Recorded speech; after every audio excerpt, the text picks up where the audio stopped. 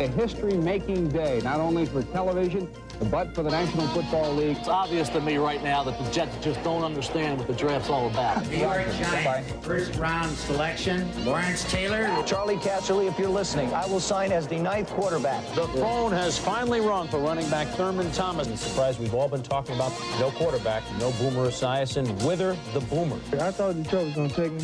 I would have asked so much money that I had to put me on layaway. The more you think you know, the less you realize you know. 15 years of the NFL Draft here on ESPN. Boy, time flies when you're having fun. Lots of changes over the past decade and a half, from Billy Sims to Drew Bledsoe. The time has changed, the length has changed, but one thing hasn't changed. We're here, we're there, we're everywhere.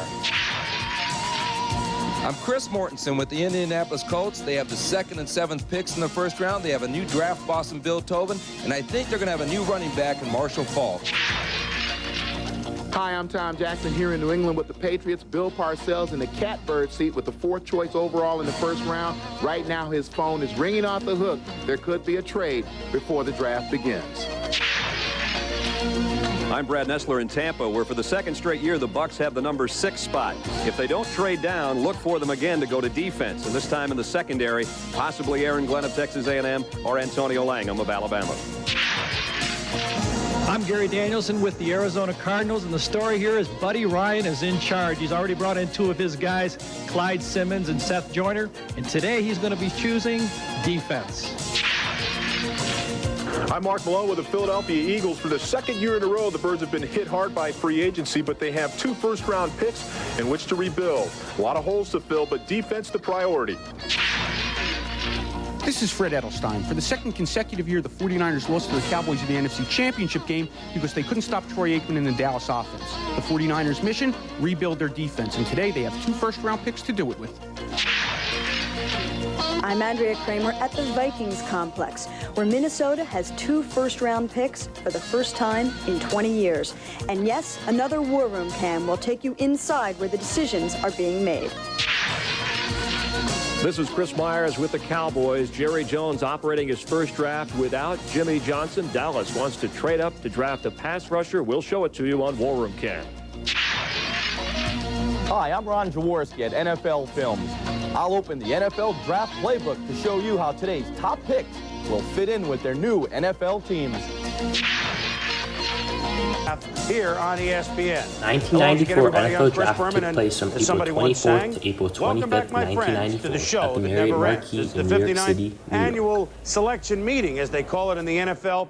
And as the rules change and the brave new world of the salary cap and teams and free agency, perhaps more than ever before, a premium on the 7 rounds of the NFL Draft to get a player that can come in and play with your ball club right away. We've moved the draft a little bit later, but that's only heightened the excitement as the phones and the teams have been buzzing all morning and now all afternoon long. This was the first draft in which the rounds were reduced to 7 rounds in total. So now the NFL Draft will be 7 rounds in total from 1994 to the current day. We think we know who the first pick is. Young man named Dan Wilkinson, defensive tackle extraordinaire from Ohio State. Much bandied about that would the Bengals not be able to pay him? Would they not stay with him? But one thing is for sure, man. Up there with Reggie White and Cortez Kennedy. You see the list of my ratings. 4 being the lowest, 10 being the highest. Bruce Smith, Steve Empen, 9-9s. There's Big Daddy in there with Childress and Casillas. A big 6'4 1/4", 313-pounder. Ran that 4.72 during an individual workout. 32 reps at 225, awesome weight room strength, a guy that can wreak havoc in the middle of the line, and that's what's in vogue now in the NFL, those dominant interior defensive tackles. With Wilkinson so coveted, there are lots of people, Joe, that would offer lots of things, I mean players, I mean picks, for this #1 pick. But Dan Wilkinson, Ohio State, Dayton, Ohio, Paul Brown, God rest his soul, I think would roll over in his grave if the Bengals didn't keep the pick. They're doing the right thing by going with him, aren't they? They really are, Chris. I mean, just the proximity of where Ohio State is located to Cleveland, or to Cincinnati, excuse me, that's what really sets it. But David Klingler really was the key to this. He played very well at the end of last season. Bruce Koslitz's evaluation of him is we don't need a quarterback. Therefore, we can go out and get somebody on defense to help us stop people from scoring, and we can win some more ball games. Well, the referee has handed the ball to the commissioner. He has put it on the tee, admittedly back to the 30-yard line at this point. But to kick off the draft proceedings, let's go up to the podium and Commissioner Paul Tagliabue. The 59th Annual National Football League Draft. The Cincinnati Bengals have the first selection, and they are now on the board. Want me to handle it?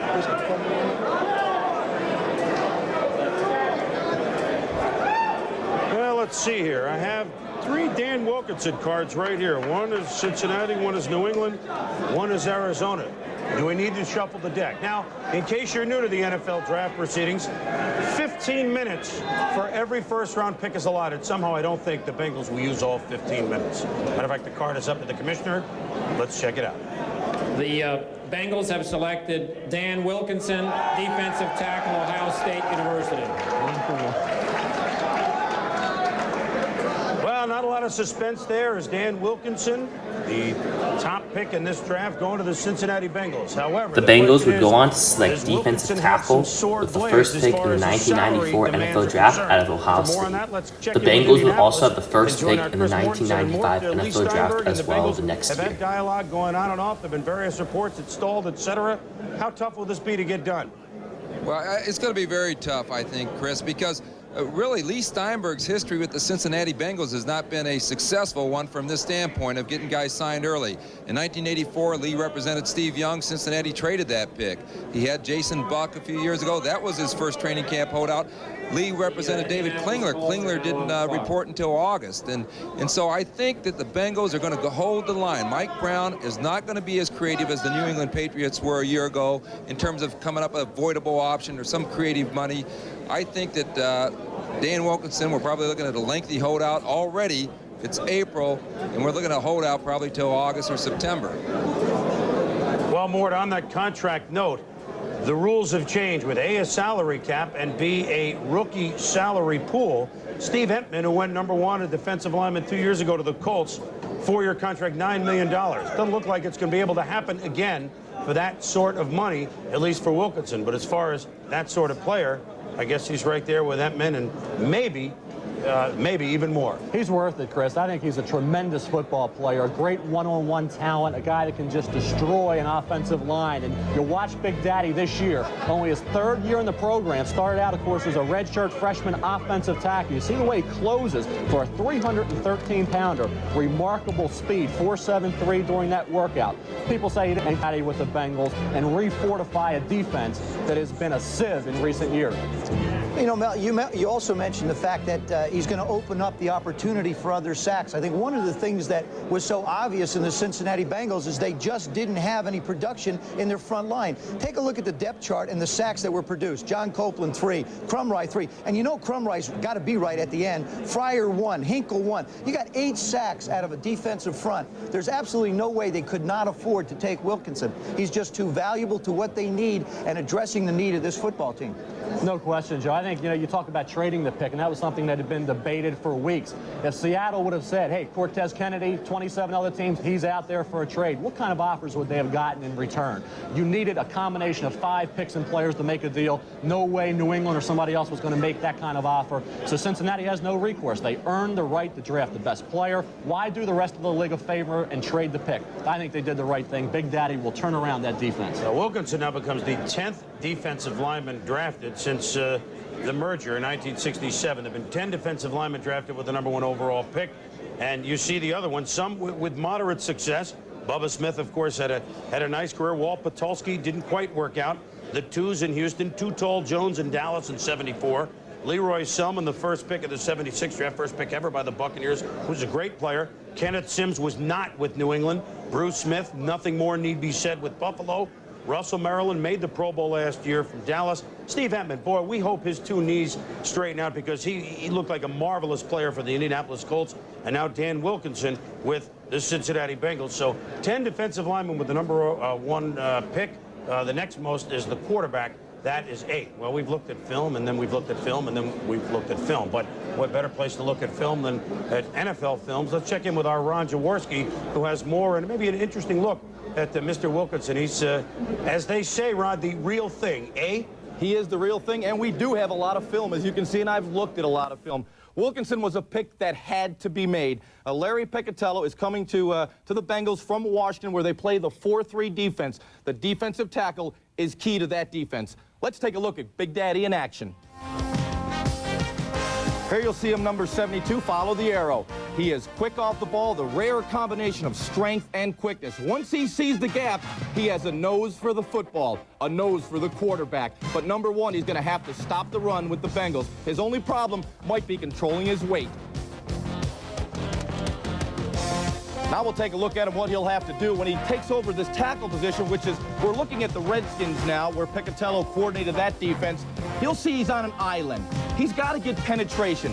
When you play this defense, coordinated by Piccatello, you've got to beat your man. If not, you see the result. The quarterback has time to throw the football. You cannot give a quarterback time. But number one, playing against Piccatello, coming through the Pettibone system, I think the number one thing that he's got to do is stop the run and force the offense into the known passing situation. I think it's a terrific pick.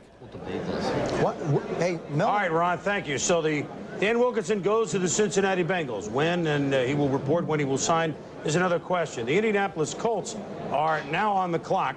Now, they have two very high first-round picks, the number 2 pick right now and the number 7 pick overall. Marshall Faulk, who is here in New York and maybe getting a phone call from the Colts right now, he's been the expected pick. However, Heath Schuler, Trent Dilfer, quarterbacks, and remember the Colts traded Jeff George. They have Harbaugh now, but the question is, do they need a quarterback now, a youngster, or do they go with a running back that looks so good like Marshall Faulk? And, of course, they haven't had a running game since Allen Amici, Joe. You absolutely named it. I think that's the thing you really have to take into consideration. If you bring a young quarterback in, is he going to have any kind of support? I don't think so. I think that they have to go, and they must go, to a running back. I think Ted Marchibroda needs to do it. That's what Bill Tobin wants to do. Take a look at 90, 91, 92, 93. Look at the yards per rush, and then look at the rankings. Disappointing in 93 when they drafted Potts last year. They expected more production. They didn't get it. Now I think the most important thing they can do is get themselves a football player who really doesn't need a lot of blocking. They invested the money in offensive linemen last year, a lot of trades, a lot of moves. Now all of a sudden they've got the running back who can create space and take a lot of pressure off of Jim Harbaugh. Remember, Harbaugh was Tobin's number 1 pick when he was in Chicago. I still think he wants to justify a little bit the fact that this kid can be his quarterback. The card, Joe, has gone up to the commissioner, and we shall see if that's exactly what the phone call was for Marshall Faulk. I got to think so. With the 2nd pick in the 1st round, the Indianapolis Colts select Marshall Faulk, running back, San Diego State. He played for 12 years in the NFL, and after 1998, he would play for the St. Louis Rams from 1999 to 2005 with the greatest show on turf. Then Marshall Faulk would be traded to the Rams in 1999, in which the Colts would receive a 2nd and 5th round pick from the Rams, which was crazy at the time because the Rams were getting so much value out of this trade. But the Colts had a top pick in the 99 NFL draft, and they would go on like Edgar James, also who has become a Hall of Fame running back, and so Marshall Faulk just had an amazing career playing for the Colts and for the Rams, becoming a Hall of Fame running back. Also, not to get too far off topic, the Colts in the 1999 NFL draft, when they selected Edgar James, everybody thought that Ricky Williams would be the first running back to come off the board, but the Colts would actually go and select Edgar James to be the first running back off the board in the 1999 NFL draft. And then, as we know, the Ricky Williams trade would occur between Washington and the Saints, in which that was one of the biggest drafting trades of all time. But going back to Marshall Faulk, he just had an amazing career with the Colts and the Rams and be a Hall of Fame. Well, let me see. It took about 12 and you can just minutes see on how the these clock. events Mel and Joe lead and go on into the future with the he scored 21 touchdowns himself last year. And how these picks and how these trades touchdowns in the 90s. change I think NFL you can history understand forever, why. and it's just huge. It's And the the capital Colts of selecting Delaware. Marshall Faulk Look is it just up. a big deal. Now, in no this more draft. questions. I know I'm not supposed to ask any questions, but if Dad has a game tonight and we have scouts, what are we gonna do about dinner, Mom? Something special. Only McDonald's gives you extra time and extra value meals starting at $2.99. Dad, what's the capital of Delaware? Dover. Thanks. What you want is what you get at McDonald's tonight. You just spray it on? You just spray it on. Introducing new Quicksilver Wheel Cleaner from Armorall. Just spray it on. Wait 1 minute.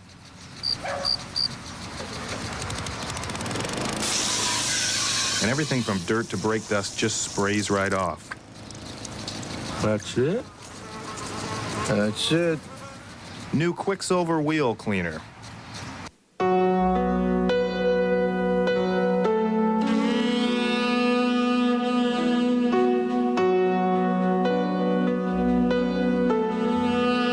Paying for quality can be a difficult decision at first.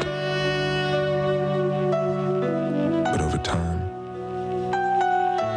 it gets a lot easier to live with. Acura. Some things are worth the price.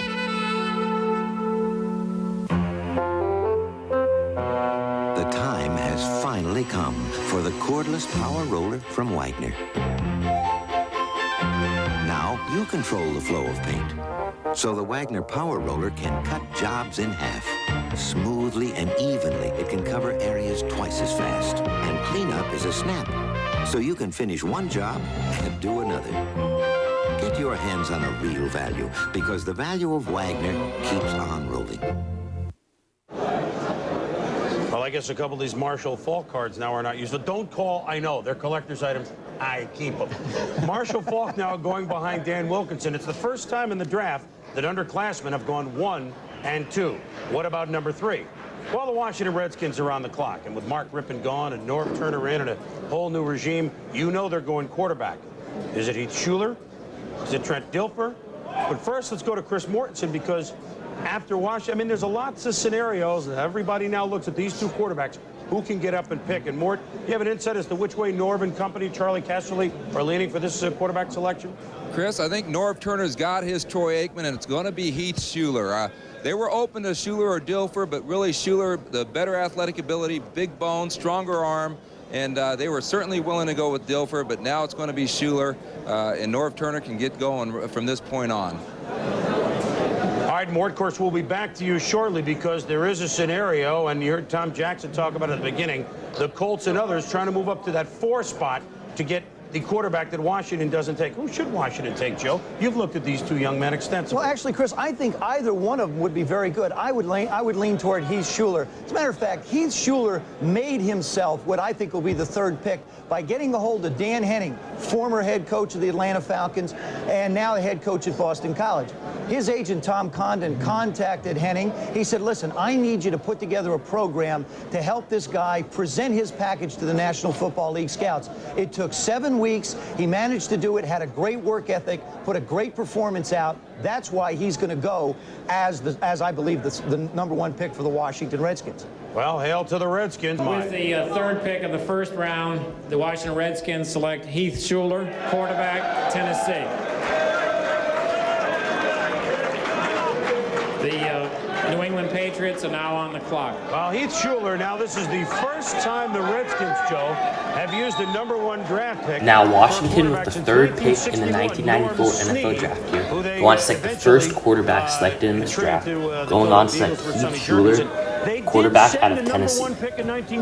Now, similar to the 1993 NFL draft, which happened the year prior, quarterbacks were also being compared in this draft as well as in the 1994 NFL draft, because in the 1993 NFL draft, Drew Bledsoe and Rick Meyer for the first pick in the 1993 NFL draft occurred to see who was the best quarterback compared to one another.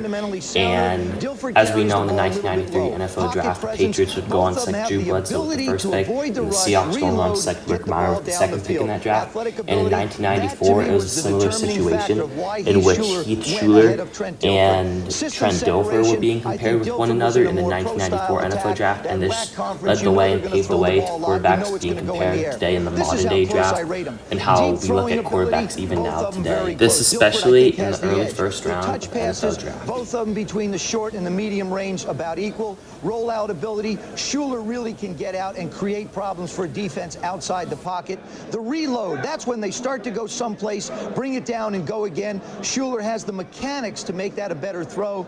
The total package, as you can see, is only, the difference is only 0.9 as I graduated out. I really believe that both these kids are going to be great quarterbacks. Heath Schuler right now fits exactly what Norv Turner needs. They don't need him to play right now. John Freeze is there. They'll be okay. It'll be fine till Heath gets ready to go. Wouldn't be surprised, though, with all the work, if they get Heath Schuler in early enough, if he doesn't open the season as a starting quarterback. Of course, Meyer did open the season last year at Seattle. The Seacules kind of babysat for a little while with New England for Bledsoe. Or maybe John Freeze can do Mike Tolliver, go about 10 or 11 games before they brought Joe Namath in with the Jets in 1965. We go from one quarterback that excelled in this league to another one. Ron Jaworski, your view on Heath Schuler and maybe both QBs. What do you see? Well, I disagree with Joe on this one. I had Dilfer rated a little bit higher, basically because he came out of a pro-style passing system at Fresno State, which is operated by Jim Sweeney, with a system that he got from one of my old coaches, Dick Vermeil. So I had him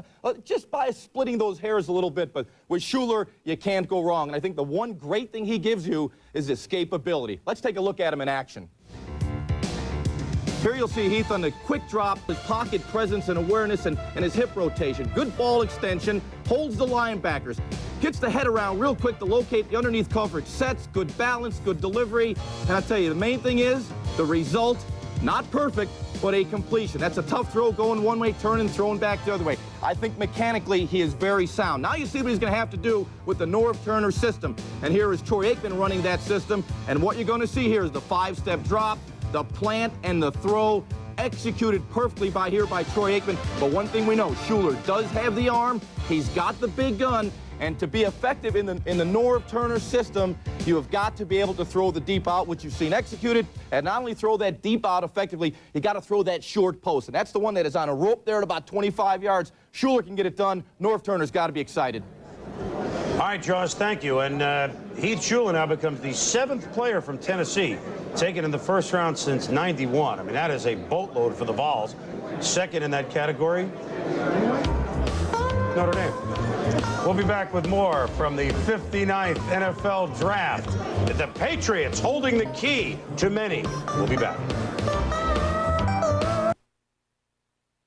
America's design leader, winner of several awards starting with 1986 Motor Trend Car of the Year, 7 times on Car and Driver's Top 10 list. And now for 94, our biggest claim to fame, the best-selling car in America, Ford Taurus. Equipped with standard dual airbags, choice of V6 engines, a long list of standard features, 24-hour roadside assistance, savings of over $1,400, and bragging rights for 1 more year. Ford Taurus, the #1 selling car in America, again. It's easy finding the lowest price for a new Ford car or truck when you know where to go. And that's Bell Ford at I-17 and Bell Road. Ford Escort with air conditioning and power steering, only $9,900. Ford Ranger loaded including air conditioning, only $10,300. If you want to pay more, that's your business. If you want to pay less, that's our business at Bell Ford. Or lease an Escort or Ranger for only $199 a month. Ring the savings bell at Bell Ford on West Bell Road at I-17. Like this. I'm young and I'm fighting a guy everyone says the greatest fighter ever. And they tell me he's too fast and smart. And I'm too slow and small. And no one's cheering for me. And I win. Yeah, that was my Sports Center highlight. This ESPN NFL special, the 94 Draft, is brought to you by wrinkle-free 100% cotton Dockers for times when just getting dressed isn't enough. By Acura, some things are worth the price. And by Visa, it's everywhere you want to be. We're back at the Marriott Marquis in New York. Kind of exciting. You saw us, so we're on the big screen out in Times Square for a couple of hours. I thought that was reserved for the camel guy blowing the smoke rings, but maybe we're blowing some smoke rings later on in this program, and everybody outside of New York is getting to see us Jumbotron. Well, the New England Patriots with the 4th pick, you know they don't need a quarterback. They went Drew Bledsoe last year. However, with Trent Dilfer available, there are many teams that would like to come up. Rams from 5, Tampa from 6, maybe the Colts from 7, maybe somebody we don't even know. Does Bill Parcells covet a player, or is he willing to deal? This should take the 15 minutes for sure. And we look now to War Room Cam in Foxborough. That's a view inside the Patriots draft headquarters, where at our draft headquarters, Tom Jackson is in Foxborough. Let's kick it to Tommy. Tommy, any word yet on where the Patriots are leaning? Or are they going to take every call up to the minute? Well, Chris, Coach Parcells just got off the phone. He's been on the phone the last 7 minutes. Certainly, this draft has fallen just the way Coach Parcells wanted it to do something with that 4th choice. Presumably trade down, but I don't think you'll see him trade down any further than the 7th or 8th spot. As I said, he just got off the phone. It looked like he was doing business. He doesn't need a quarterback here, but he wants to stay in a position where he can get one of the 1 or 2 guys that he wants in this draft. Now let's go to throw to Chris Myers in Dallas. All right, Tom, it's going the other way for Jerry Jones and the Cowboys. They hoped they would have a deal with the Rams, trading Alvin Harper and Dallas, moving into that 5 spot that the Rams own. But we spoke with the Rams moments ago. They're on the phone with New England, trying to work a trade to trade up into New England's spot so that they can draft Trent Dilfer, the quarterback who some of their coaches had rated ahead of Heath Schuler. The Rams are concerned that possibly Indianapolis or Tampa Bay could trade up into New England's spot and draft Dilfer ahead of them. Otherwise, they would stay comfortably at the 5th spot. Moments ago on the Dallas Cowboy War Room camera, Jerry Jones was working the phones and ended up hanging up on one of the telephone calls, looking rather upset, as Jerry was hoping that Trent Dilfer would not be there, so the Rams would have to trade with Dallas, and the Cowboys would move into the 5 spot to draft defensive pass rusher Willie McGinnis of USC. Right now, let's go back to Chris Berman in New York. All right, Chris, so we're getting inside the New England and the Dallas War Room, Cam. As long as they don't open fire on each other, everything will be fine. Craig James, one of the many reporters we have here in New York. And Craig is with Trent Dilfer, who obviously is quite interested in the next 10, 20, 30 minutes. Let's go over to Craig. I'd say very interested right now. Trent, the 3 teams you told me about, who are they and who do you think is trying to make a deal right now?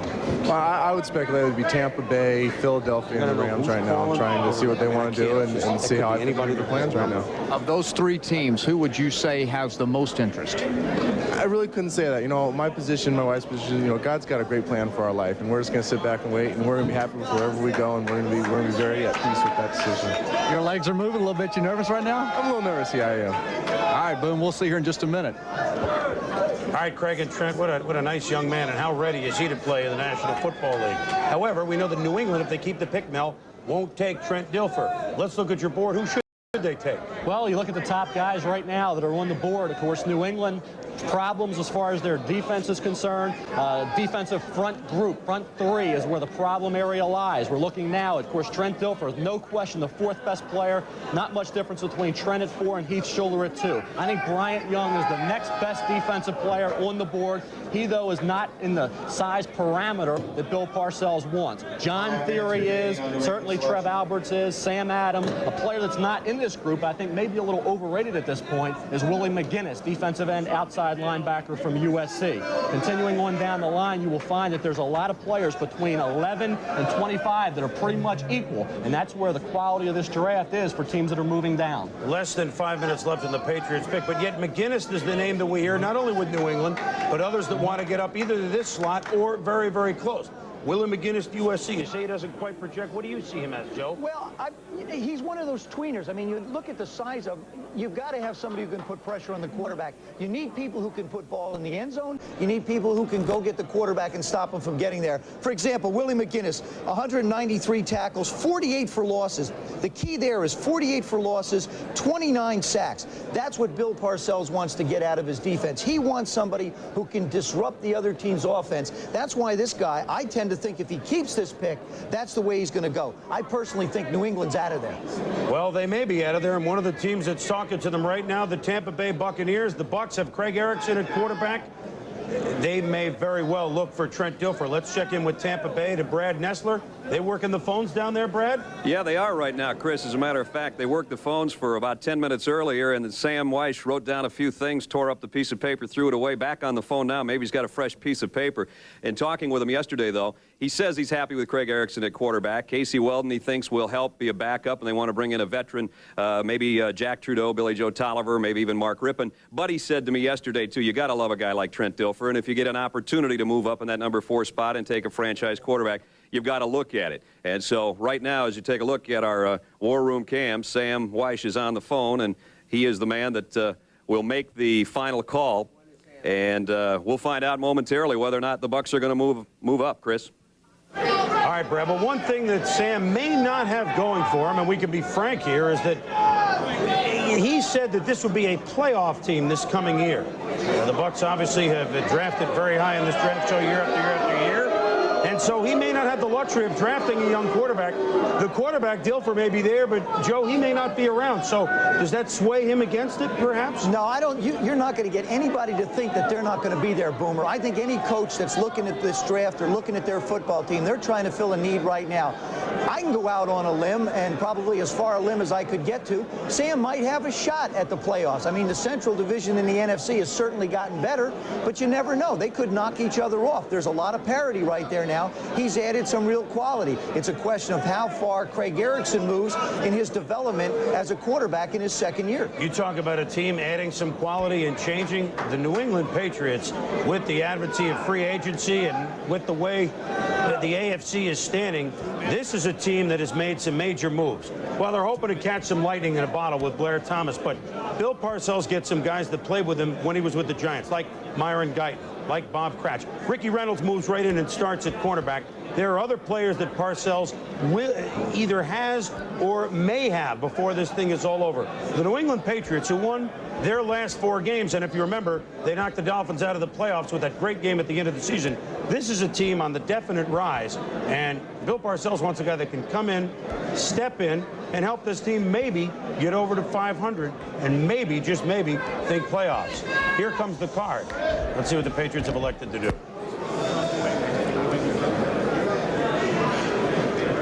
Now, if they look at the card a little longer than usual, it occasionally means a trade. And I think that's what we have. See, there's your key. If there's 3 people in a huddle with the card, it could be a trade. The New England Patriots select Willie McGinnis, linebacker, USC.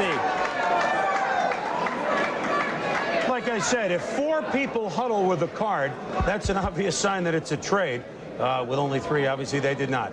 Well, Willie McGinnis, this is unusual, frankly, Mel, because this is the name you heard from New England all along. Not really from them, but the guesses. And Bill Parcells, a great poker player, he said, well, I don't care if everyone knows my hand. This is the guy I want. He's a guy that he thinks can project right in and be a great, great athlete. Do you agree? I think he has a potential, but I think this is early. I thought trading down was the best move possible, particularly when you look at McGinnis and John Theory. If you move down a couple spots, you still can get one of those 2 sacks. But against Aaron Taylor this year, the fine offensive lineman from Notre Dame, he was neutralized and was not a dominant regular player on a game-to-game basis. That's why I think at number 4 in the draft is a little early, and I thought trading down, you could have said okay, because at least they pick up an extra draft choice. Well, one thing that McGinnis being off the board means that the Dallas Cowboys, the word was, and we heard from Chris Myers, that they really were trying to get to perhaps the Rams slot at number 5 and get McGinnis. McGinnis is off the board. The interest isn't there.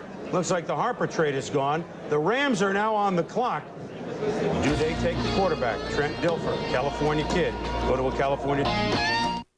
We have just one word for the new Whopper Jr. at Burger King. Bigger. You already know it's flame broiled and fixed your way. But the one thing you didn't know is that the Whopper Jr. now has 50% more beef. And because we figured one great improvement deserved another, the new Whopper Jr. is just 99 cents every day. The new 99-cent Whopper Jr. at Burger King. We may not be the world's #1 fast food place. Welcome to Burger King. It just tastes that way.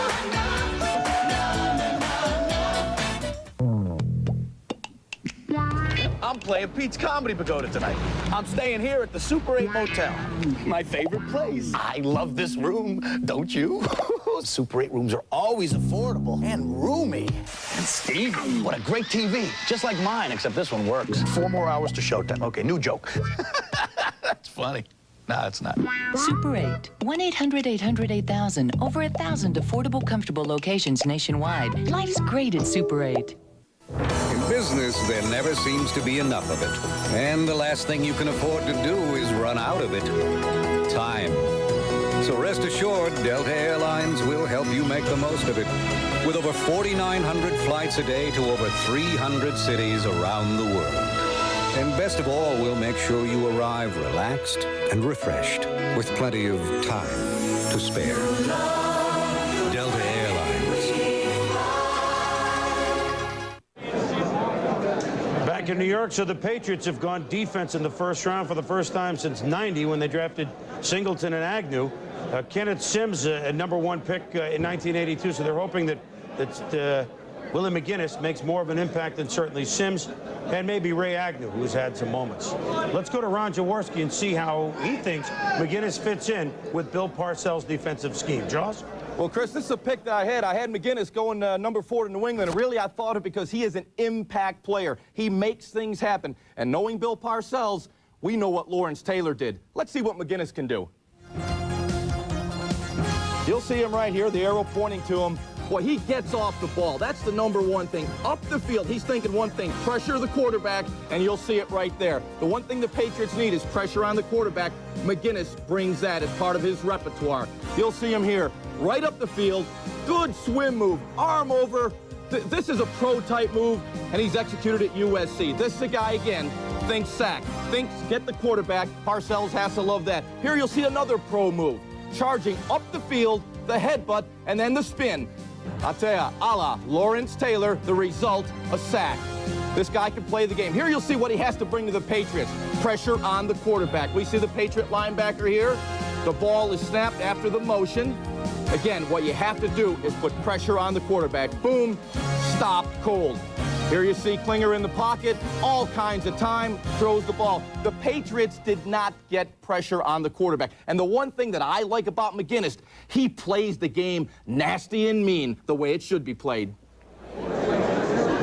Well, as Jaws said, LT 81, McGinnis 94. If he gets anywhere close to what LT did, obviously he'll have a heck of a pick.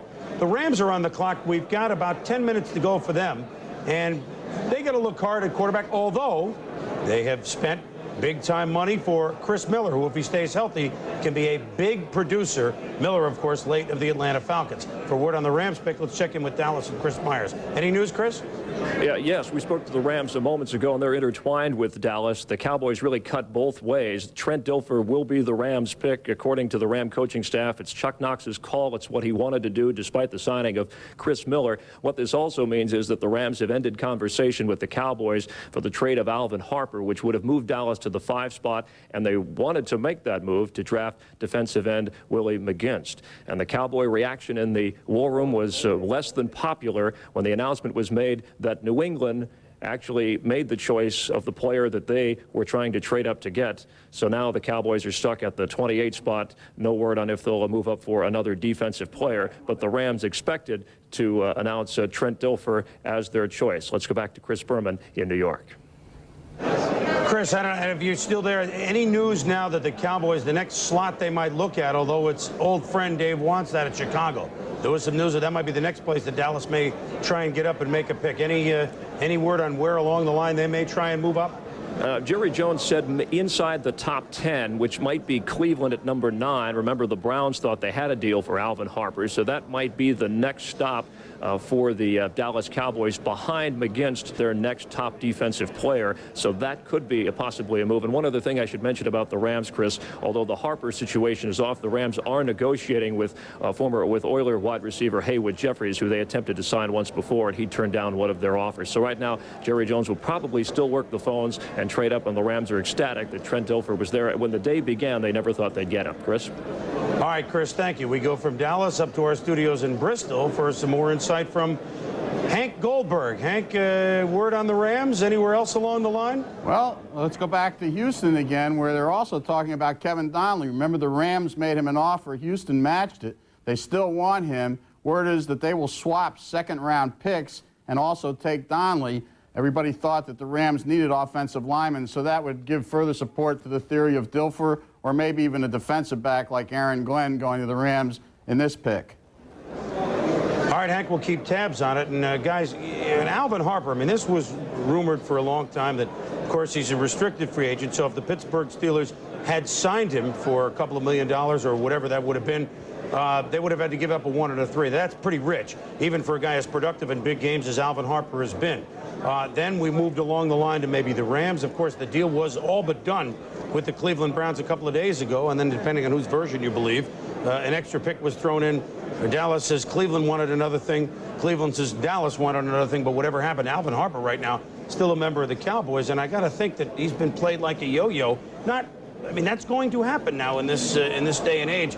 With or Harper, does he stay with the Cowboys, do you think, Mel?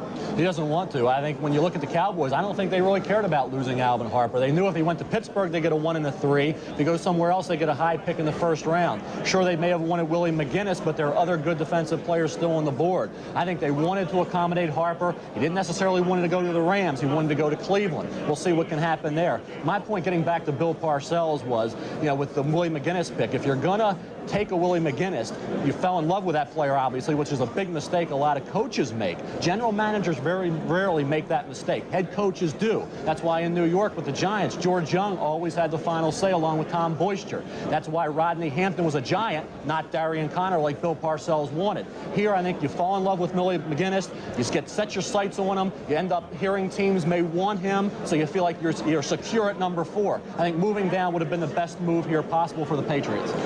The Rams have 6 minutes to make their first-round pick. Then, everyone's favorite, the Tampa Bay Buccaneers. Our action, fast and furious from New York and points beyond. Kerbin, will you?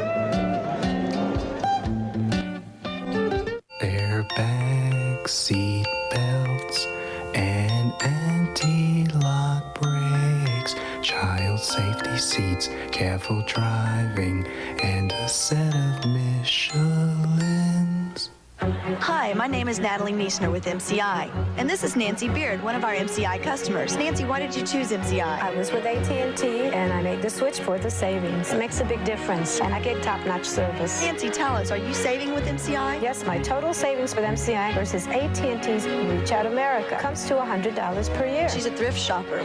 She told me that. She shops for bargains. I'm saving money, and I'm getting care. So give us a call. And like Nancy, find out how much you can save by switching from AT&T to MCI. My wife and I are talking about having kids. And my wife says to me, why is it the woman who always has to stay at home? Why not the man? And I said to her, if you can find a job that pays for the house, pays for the car, and pays for the food, I'll quit my job and work out of the house. Staples has everything you need to start yourself over again. The guaranteed low price on computers, furniture, pencils, and over 5,000 other items. Staples. Yeah, we've got that. Meet Bob Jackson. He has the unique ability to rake leaves at over 120 miles per hour. Fortunately for the rest of us, so do steel blowers. Now available in steel territory, starting at $69.95.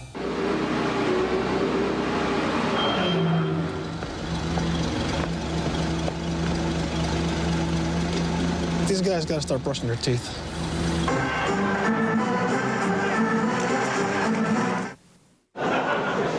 Back at the draft, the Rams with the number 5 overall pick here in the first round have less than 4 minutes to make their selection. Real palace riot here. Some strong opinion for Dilfer, some strong opinion for 1 or 2 other players. We'll see who wins out. The Colts and Marshall Faulk, the second round selection, the second pick overall. Faulk is with our Craig James, and one running back to another. I think Marshall is ready to go for a team that was dead last the last few years in rushing. Craig? And you know what, Chris? We've got an investigator here with us as well. Marshall, I understand you've talked to Eric Dickerson a little bit about the Colts. What do you have to say about them? We had some conversations, and Eric told me it was a great place to play. He loved the fans, and that besides some line breakdown, it went great. As you look at the Colts, a team that finished last in rushing 3 straight years, how's that challenge look to you? It's very challenging, and I've been faced with a lot of challenges in my life, and this is one that I feel that will be a great one. What has the Colts been saying to you? They just told me that they were going to feature me in a Thurman Thomas type thing, and we're going to work well together. There are a lot of scouts and personnel people around the NFL that said that you didn't have the body to hang in there and endure the pounding. What do you feel? I feel like I've endured a lot of pounding in college and kept going after some injuries, and I feel like I'm ready. How about playing on AstroTurf week in and week out? Playing on AstroTurf, I feel, it harms the body a little bit, but with some weightlifting and some off-season program, you know, it could work to our benefit. Is this a real relief for you to finally be away from the Heisman Trophy talk and in the NFL? Yeah, it's kind of a relief to get away from the Heisman hype, the college. Marshall Faulk with an interview here. Get in there and mix it up with the big boys. Good decision for you to come out early? A great one. I'm still happy with it, and you know, it's just something I got to live with. All right, hey, good luck to you, and we look forward to watching you in your NFL career, and we'll go back now to the Boomer. All right, Craig and Marshall, it'll be exciting to see him run for the Colts, like we said, except for that 1 year that Dickerson had when the Colts made the playoffs with Ron Meyer. The Colts really have not had a running attack for a long, long time, since the Burt Jones years, or some could argue Allen Amici. Less than 2 minutes for the Rams. Let's go back to Tom Jackson up in New England, and Bill Parcells, Tom, has certainly gotten his man. Tommy? As Chris said, you got your man in the draft. We saw you on the phone. How close did you come to letting that fourth choice go? Well, really not very close, Tom. It wasn't. It was a conversation with actually Bill Parcells with an interview here. That wasn't situated immediately behind us, but they were trying to relocate from somewhere in the draft up into the top 7 or 8. In no case would we have ever considered a moving past the 8 position.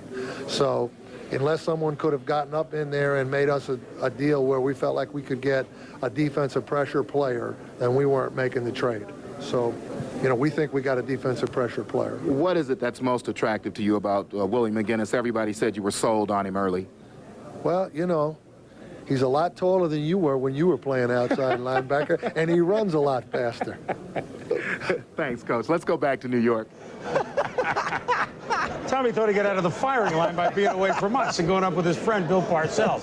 Not the case. The Rams have 35 seconds left on the clock, and we shall see. We said they would go down to the wire, and they are. I mean, even with Chris Miller there, you think they should go quarterback, Joe? I think it's a deal. I think they have to go. I really do. I think they should go Trent Dilfer. I don't think there's any question. A quarterback's going to help him. I'm not 100% convinced that Chris Miller's going to be able to last a season. He hasn't in the last couple of years. Well, they have T.J. Rubley Tuesday, who did okay backing up Everett last year. But that would be their backup at this point. Let's go to the podium. Here's the Rams pick.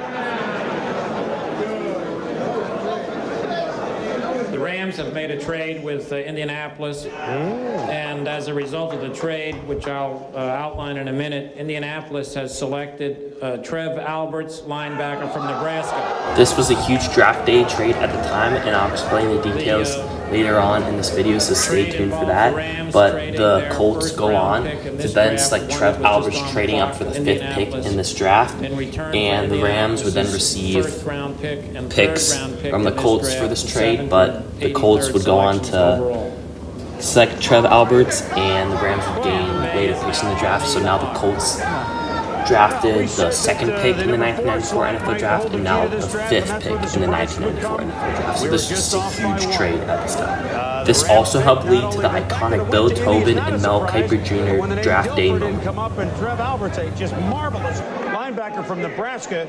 That, of course, raised eyebrows, especially in Indianapolis, where Chris Mortensen is there. Surprise folks there, Mort? I think so. I really think people thought Indianapolis would sit tight at number 7 and take Bryant Young, the defensive tackle from Notre Dame. But you know what? Bill Tobin is running the football operation now with the Colts. His brother Vince is the defensive coordinator with Indianapolis now, and they're trying to bolster that defense. What's surprising about this is they've signed Tony Bennett as a free agent. They've got Quentin Coryatt moved to the outside. So maybe, I'm thinking, they're thinking about going to a 3-4 defense. We'll talk to Bill Tobin a little bit later. But I think here with the Rams, I don't think Chuck Knox wanted a young quarterback. Chuck Knox knows he's in his last year or two with the Rams. It takes a while to develop a quarterback. And I think Knox decided to trade out of there. All right, so the Indianapolis Colts, when you have as many picks as they do, they can do some maneuvering. And Mel, do you think they have maneuvered Well, I mean, Albert's a great player. Yeah, There's no question about that. But you got a problem with this move? I think it's a typical Colt move. I mean, here's a team that needed a franchise quarterback. There were 2 out there. They have a chance at 2. They don't take it. They end up coming back into the picture to get Trent Dilfer. They take an outside linebacker, not even a true outside linebacker. Somebody has to learn coverage in Trev Alberts. They have Coriat. They have Harrod. They do have a hole that developed with the release of Dwayne Bickett. But to pass up a Trent Dilfer when all you have is Jim Harbaugh, give me a break. That's why the Colts are picking second every year in the draft, not battling for the Super Bowl like other clubs in the National Football League. Well, this is one time I got to agree with Mel. I just do not understand the pick. It doesn't make sense to me. Trev Albert really is not an outside linebacker. He's really played the position of a down lineman. You can't take somebody who's rushed the passer for a year or however long he has and try and put him out in space and do recognition of where the ball is going, what the block's going to look like, who's coming out of the backfield. I don't understand the pick. I think there were better opportunities for the Indianapolis Colts right at this particular spot. I do think that the possibility exists, though, that this could be a decision made based on economics. What you have to do to sign 2 number 1s. Trev Albert may come a bit cheaper than somebody else that they might have had to have gotten, which maybe would have been a quarterback. So did economics play in this particular deal and this choice? I happen to think that that might really be the case here for Indianapolis. So that leaves Tampa Bay on the clock, and if they want to go quarterback to Trent Dilfer for Fresno State, they certainly can.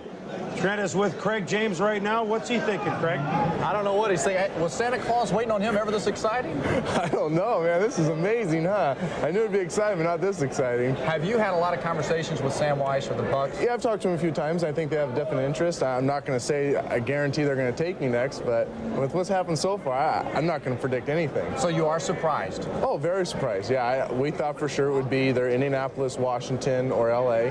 And if something didn't happen at L.A. at 5, somebody moved to 4. But hey, I mean, shows how much we know and how much everybody else knows. How would you like to be with Weiss? He's a quarterback. Oh, it'd be great. Oh, I would just be thrilled. And I mean, that's all I can say. It'd be a great fit, and my wife and I would be ready to move off to Tampa and start our life there. All right, go look for Santa Claus backstage. All right, thanks. All right, thank you, Chris. All right, Craig and Trent. So Tampa Bay is on the clock, and some folks who know their quarterbacks say that Trent Dilfer is the most prepared quarterback coming out of college to go in the NFL they have seen. We'll see if Tampa agrees when we return.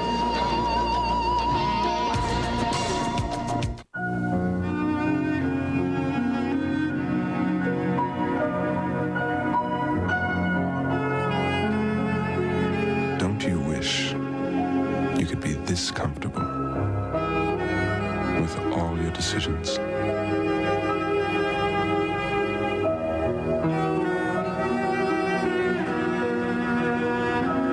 Acura. Some things are worth the price.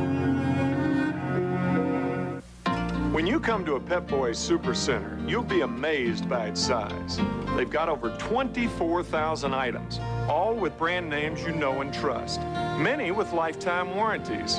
Rebestas, Borg Warner, TRW, Gabriel, Purolator, CR, and Bendix. Everything you need to keep your car looking good and running smoothly. Day or night, even on Sunday, come to Pep Boys and drive away happy. Just down Sunset and up the incredible California coast is Wolfgang Puck's latest culinary creation, granita. It's a touch of the Mediterranean with a dash of the Pacific. And if you go there, bring your appetite for travel and your Visa card. It's Melbeck. Because Wolfgang's grilled prawns will take you to the Mediterranean, but granita won't take American Express. I love to cook, and I love to eat even more. Visa, it's everywhere you want to be. Recently, I had a day where I knew I wouldn't send a single letter, or fax one fax, or even read a memo. James, this is my son, Kurt. Introducing wrinkle-free 100% cotton Dockers, because there are times when just getting dressed isn't enough. I didn't know the day would be so productive. Can I work here? Can you work here? Yeah. Too short. Joe. Well, you are hopefully enjoying it at home or wherever you're kicked back, relaxed, and watching our 15th straight coverage of the NFL Draft. This is the scene at Times Square on the big Jumbotron. Outdoors, indoors, in the air, underground. The NFL Draft continues, and we had our first surprise just a moment ago when the Indianapolis Colts moved up to get that trade, get that number 5 overall pick in the trade with the Rams, but they did not take the quarterback Trent Dilfer. The trade itself saw the Colts and Rams swap first-round picks. The Colts also get a third, which now means they have 2-1. So going into more detail with the trade here, which the Colts then selected Trev Alberts, the 5th pick in the 1994 NFL Draft. The Rams and the Colts had a huge draft day trade with each other, with the Rams going on to receive the 7th pick in the 1994 NFL Draft, which they would actually later trade with the 49ers in the 1994 NFL Draft, and also the 83rd pick in the 3rd round of the 1994 NFL Draft, while the Colts go on to receive the 5th pick in the 1994 NFL Draft, which turns out to be Trev Alberts. This seems like news because the waters seem to have parted for Tampa Bay.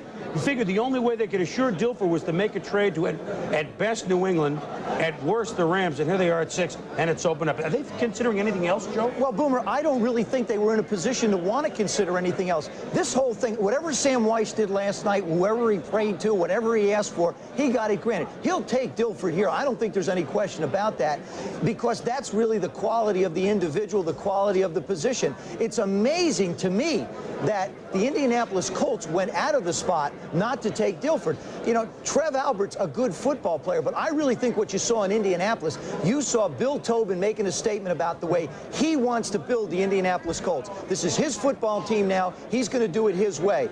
Sam Weiss, the thing is, I don't think he was really prepared for what happened. He just felt like the kid's not going to be there. Now, all of a sudden, everybody wants to try and deal with him. Now, the whole thing got confusing. Here's what happens right now with the Bucs with just over 6 minutes to pick. Anyone else, and we really haven't targeted another team except for the Colts, and they picked, that would need one of these quarterbacks. Not to say that many of them wouldn't, because Dilfer's obviously a heck of a player. But any other team that would want one has now called Tampa Bay on the phone. I know that other teams farther down the line, like a San Francisco, who have 2 first-round picks. I'm just going with the guys that have 2 first-round picks, like a Minnesota, who wouldn't need Dilfer, but might want to go up and go to a guy specifically, could be making deals with Tampa Bay or attempt to. Okay, so coming up soon is one of the most iconic draft day moments of all time, being the Mel Kiper Jr. draft moment, in which Bill Tobin slams Mel Kiper Jr. on his job and him scouting players and telling teams like what players to choose. And Mel Kiper Jr., he's a great analyst and an amazing scouter, and this was just a huge moment at the time in the draft, and this is like one of the most iconic moments, and this like actually grows Mel Kiper Jr.'s name, and this is just one of the most iconic draft moments of all time. And I think Mel Kiper Jr. is an amazing analyst, and I agree with Mel Kiper Jr. that he's an incredible analyst and that his job truly does matter. While I think Bill Tobin is also a great general manager, but I agree that Mel Kiper Jr., his job does matter, and this is just a huge iconic draft day moment. This moment can also be seen being happened with Mel Kiper Jr. thinking that the Colts, with their draft day trade, thinking that the Colts with the 5th pick in the 1994 NFL Draft should have selected a quarterback such as Trent Dilfer in this draft, while Bill Tobin thinks selecting Trev Alberts in this draft with the draft day trade was the best option. And so you can just see these reoccurring and differing viewpoints of who should be drafted in this draft. Any chance of going to a 3-4 Again, this is defense such a with huge draft day moment. moving back inside? Here we go. No chance of that at all. One other question, Bill. A lot of criticism about not taking a quarterback here. Your response? Well, you know, we got a guy up there. Who in the hell is Mel Kiper, in a way? I mean, here's a guy that criticizes everybody, whoever they take. He's got the answers to who you should take and who you shouldn't take. He tells you about your team. He tells us about the Rams. He tells us about Tampa and everything else. And he's, in my knowledge of him, he's never ever put on a jockstrap. He's never been a player. He's never been a coach. He's never been a scout. He's never been an administrator. And all of a sudden, he's an expert. He's in our pick. We don't have to take anybody that Mel Kiper says we have to take. Mel Kiper has no more credentials to do what he's doing than my neighbor, and my neighbor's a postman, and he doesn't even have season tickets to the NFL. You tell Bill Tobin feels strongly about Jim Harbaugh. Back to New York. Well, it's kind of gotten the ire up here in New York.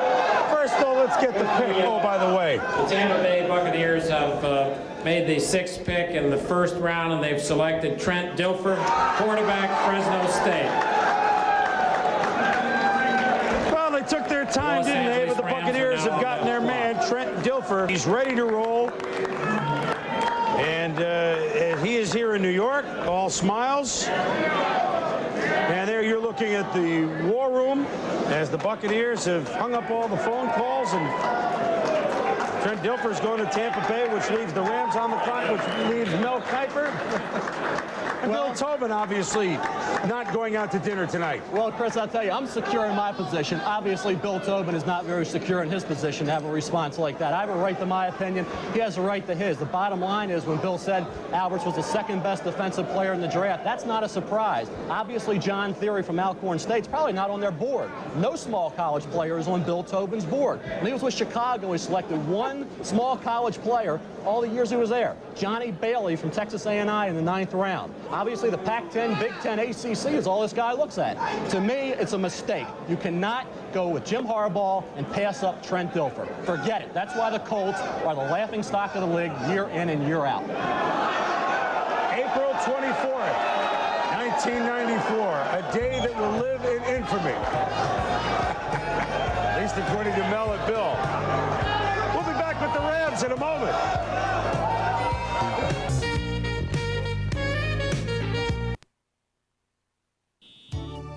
Good food and good friends, all part of the memories that Rondo Pools helps you create.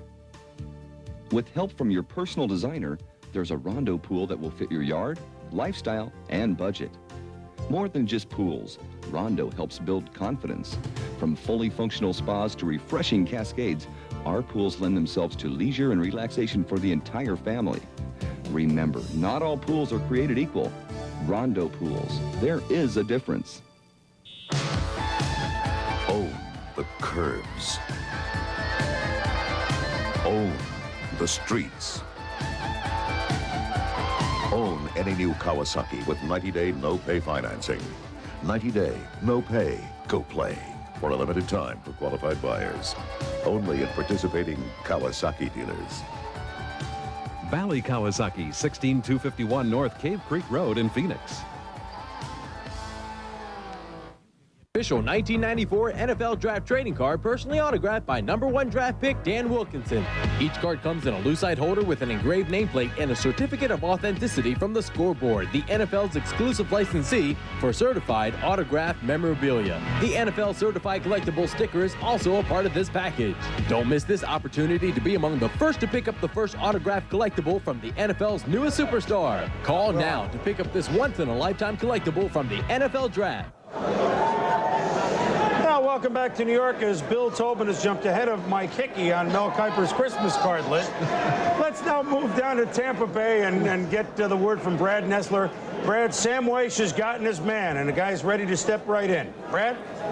That he did, Boomer. And, Sam, we talked about this yesterday. I said, could you ever see a scenario where Trent Dilfer would slide all the way and you wouldn't have to trade up? It happened. It happened, and we thought there was a percent chance. We didn't think it was a big chance. Trent's a very fine football player. We're going to be, happy with him. We are not unhappy with Craig Erickson. This has no reflection on our quarterback situation going into the draft. It's just that he is a tremendous player, and you don't pass up that quarterback spot. Yeah, you were saying a franchise-type quarterback you'd have to look at. Was there any question about whether or not you would try to trade up with New England? I know you had some discussions with that. We had talks all during the week, going up, going down. We went sideways 3 times and decided we weren't going anywhere that way. But we had a lot of discussions. Well, I think we covered every base, and we feel very fortunate that Trent Dilfer's our guy.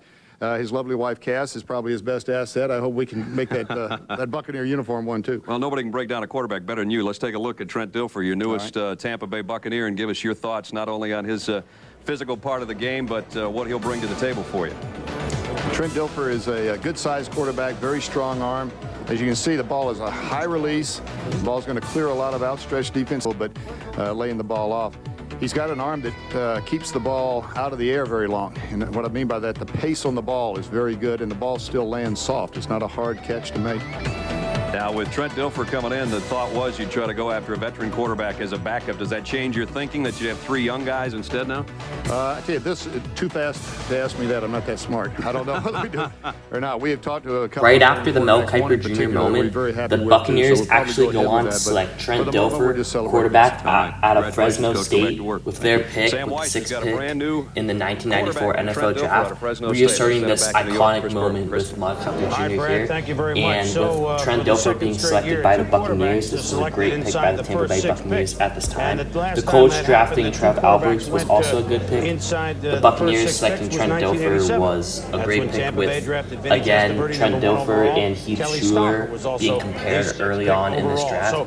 And the Buccaneers selecting Trent Dilfer, a great pick here for the Buccaneers. Dan Wilkinson and Marshall Faulk, we told you the first time ever 1 and 2 underclassmen, so obviously the first time we've ever gone a 1 and a 2 and a 3. It's kind of a Lawrence Welk underclass pick group. And Trent Dilfer now, underclass, goes to the Tampa Bay Buccaneers. The Rams are on the clock.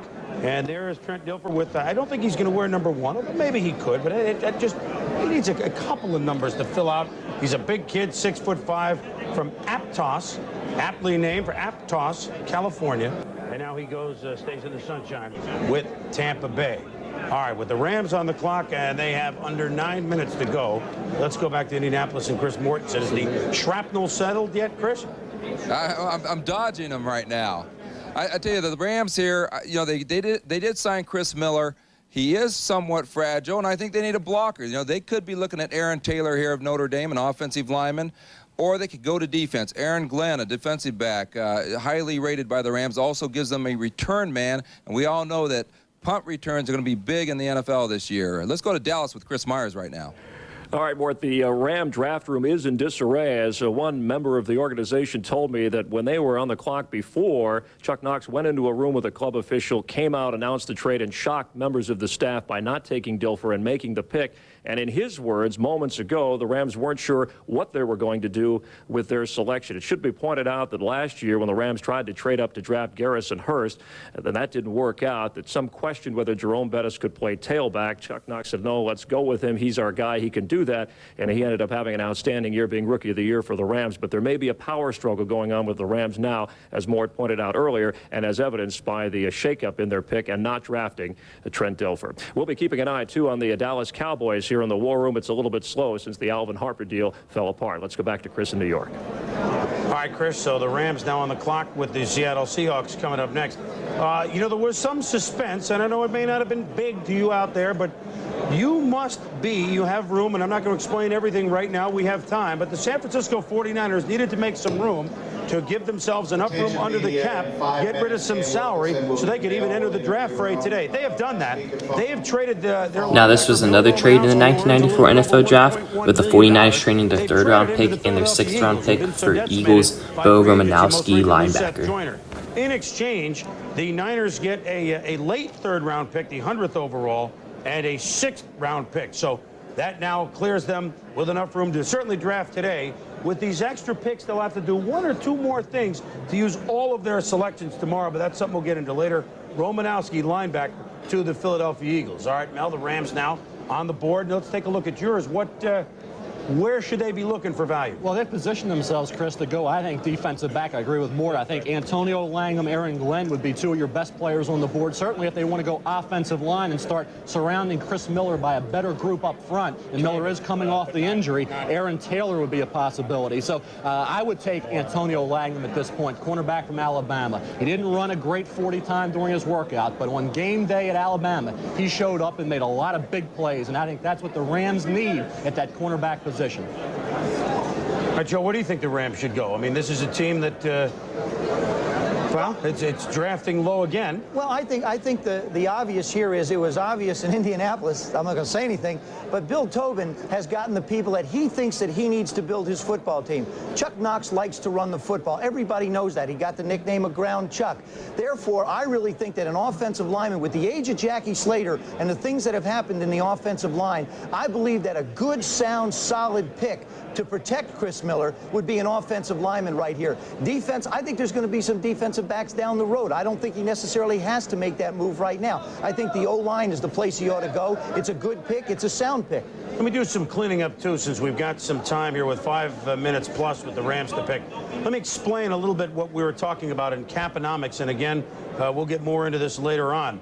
The 49ers going into today were only $102,000 below the cap of $34.6 million.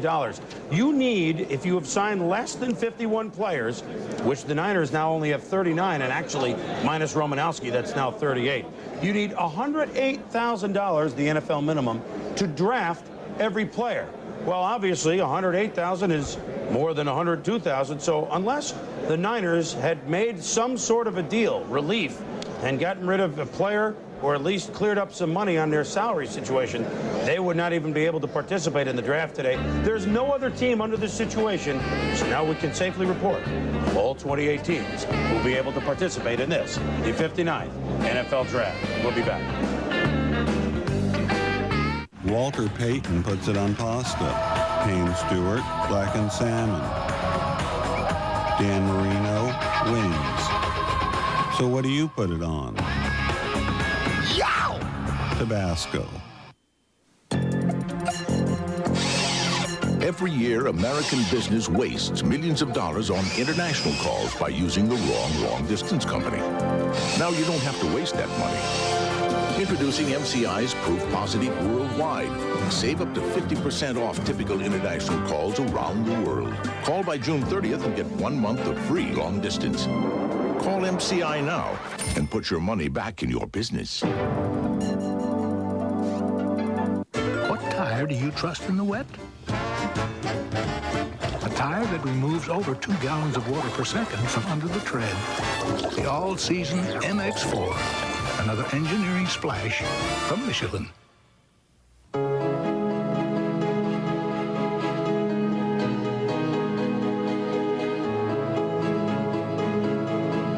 Most people have something they're willing to pay a premium for. For some, it's art. For some, it's entertainment. For others, it's travel. Acura. Some things are worth the price. We are back in New York where the Los Angeles Rams, the 7th overall pick after their trade with Indianapolis, letting Indy go up to 5, and now they are down at 7. The Rams, I mean, let's keep this in mind. Their last 2 #1 picks, 2 years ago, Sean Gilbert, who's just a force in the middle of that defensive line. Last year, Jerome Bettis made the Pro Bowl as the rookie running back. So the Rams moving down, and before we say, well, what are they doing? And what, you know, they have a palace riot. They don't know what their plan is. Their plan the last 2 years with the first pick, it's pretty darn good. Now, offensive line, A, ground chuck. Right. B, the LA Rams, I mean, they keep linemen there for 12 to 15 years, i.e. Jackie Slater. That's what you have to do. I think you have to take a look at who is on the offensive line of the Los Angeles Rams. Irv Eatman, 9th year. Newberry, 9th year. Brostick, 5th year. Goaz, 5th year. Jackie Slater, that is not a misprint. That shouldn't be 9. That is 19 years that stalwart has been there. That's where I really think that change has got to come. An offensive lineman here helps Chuck continue the legacy that he has built. I'm telling you, you win ask Bill Tobin. You win football games playing defense and running the football. I think he's starting to build the Indianapolis Colts that way. That's the way Chuck has done it. It's a good, sound, solid way to win football games. No, it's not glamorous. It's not flashy. But all you do is win ball games, and that's where I think you should go. All right, let's quickly go from here out west to San Francisco and check in with Fred Edelstein. And Fred, you have some more news on the Colts move to Alberts. Yeah, Chris, I spoke with Ralph Sindrich, who is Trev Albert's agent, just a little while ago, and he was totally shocked that this move came. He didn't see it coming at all, and he made a pretty good point. I said to him, Ralph, would Trev Alberts have been there at 7 for the Colts if the Colts wouldn't have made this trade? He said from his information, absolutely. So what we have here, not only did the Colts make this move, but it obviously seems to be a move that they didn't have to make. All right, Fred, we'll check back to you as the 49ers hope to be big players today, moving up and down, and they have a couple of first-round picks. The Rams now with 37 seconds on the clock to make this pick. If you tune in late, the Rams moved down a couple of slots, and I misspoke it. The Colts did not pick up an extra 3. They had all those 3s. They got rid of 1. So the Rams pick up a 3, the 83rd overall pick from the Colts. On the clock. They made a trade for this selection. So there you go. Yep. Well, there you go. We checked in with San Francisco. We told you they hoped that it would be busy at this point. And the 49ers indeed are busy. They're not dizzy, they're busy because they have just made a trade with the Rams. And let's get details right now from the podium. Well, see, there's the 4 guys with the card. You're right. So you know that's a trade situation. It was a little misleading. They really weren't in a huddle before when you said they trade. had 3. It was kind of deception. It was a little shady. I agree with you. Bryant Young here, Chris. Bryant Young seemed to be a defensive tackle that the 49ers had an interest in. They knew Seattle wanted him at 8. It makes sense to me to go up with the Rams at 7 to get Sam Bryant Adams? Young. Possibly. Defensive lineman. I like Bryant Young. Yeah. They could go defensive line, could the Niners? And don't forget, well, here's the commissioner. The 7th pick in the draft was traded by the Rams to San Francisco, who have selected Bryant Young, defensive tackle, Notre Dame.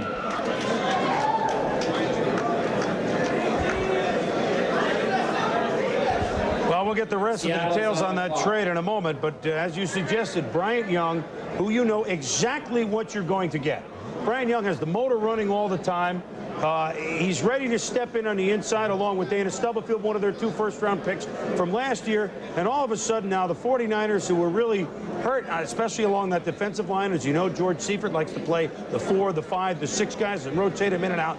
They got 2 young guys in the middle who project to clog up things, and that allows them to do other things with their linebackers. And remember, they picked up Norton, and they got Plummer. Mel on Bryant Young. I'll tell you what, Chris, Vinny Serrato, who makes the calls with the scouting department with the 49ers, recruited Bryant Young at Notre Dame, and he has developed into a heck of a football player. Got his weight up to around 285. You see him here, number 97. The Rams go on to trade their pick with the 49ers, in which the 49ers go on to select defensive tackle out of Notre Dame, Hall of Fame player Bryant Young with the 7th pick in the 1994 NFL draft. In Notre Dame's defensive system, it was more a read, react, contain type scheme. When he's turned loose in the NFL with the 49ers, you will see this kid develop into, I think, Pro Bowl type material. It's a great move because they knew. Here are the details of the trade so the 49ers could acquire Bryant Young, in which the 49ers also traded the Chargers to acquire a pick that the Chargers had to use in the trade with the Rams to go on to acquire Bryant Ended up Young. with the following picks. The 15th pick in the first round in this draft, which was a San Diego pick, which the 49ers had obtained through a trade.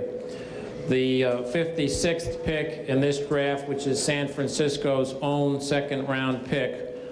And the 100th pick in this draft, which is a compensatory pick in the 3rd round that had been the Philadelphia Eagles pick, traded to San Francisco.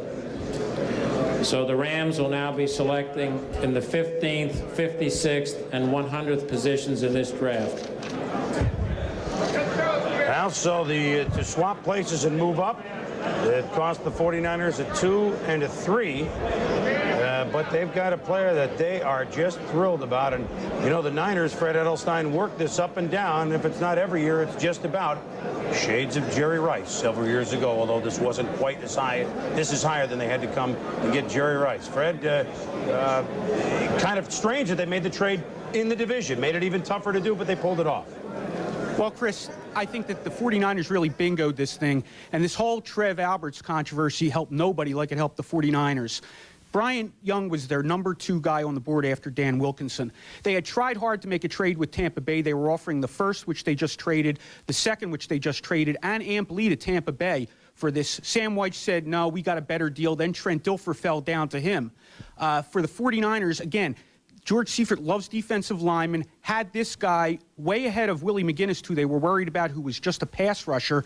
Yeah, they were interested in Trev Alberts. Yeah, they were interested in John Theory. Yeah, they were interested in Antonio Langham. But if they could have made one trade, it would have been Bryant Young. And about 10 minutes ago when I spoke with the 49ers, they weren't too thrilled about things because it wasn't going their way. It didn't look like they could get Bryant Young. But again, beneficiaries of this situation, and now they have the guy that they wanted. All right, Freddie, thank you. So 7 years ago today, the 49ers acquired Steve Young in a trade from the Tampa Bay Buccaneers.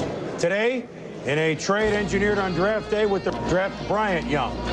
Forever young. the San Francisco 49ers. We'll be back.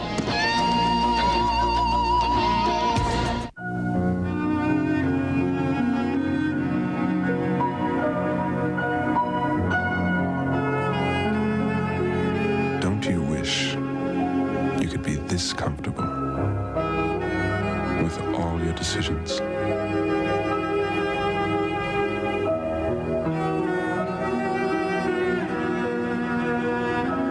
Acura. Some things are worth the price. Since I came to the United States, I speak English better, but Russian is still my language. This is my home. Bright and beach. Russian language is like music. I speak Russian everywhere. Everything is Russian. Russian bed, books Russian. Russian nightclub. The weather is Russian. Now even my phone company Russian. With MCI's friends around the world, you can have your international operator service in your language automatically. They even call me to make sure I'm getting their best savings. It makes everything просто, simple. It shows respect. Join friends around the world anytime. The easiest way to call, the easiest way to save.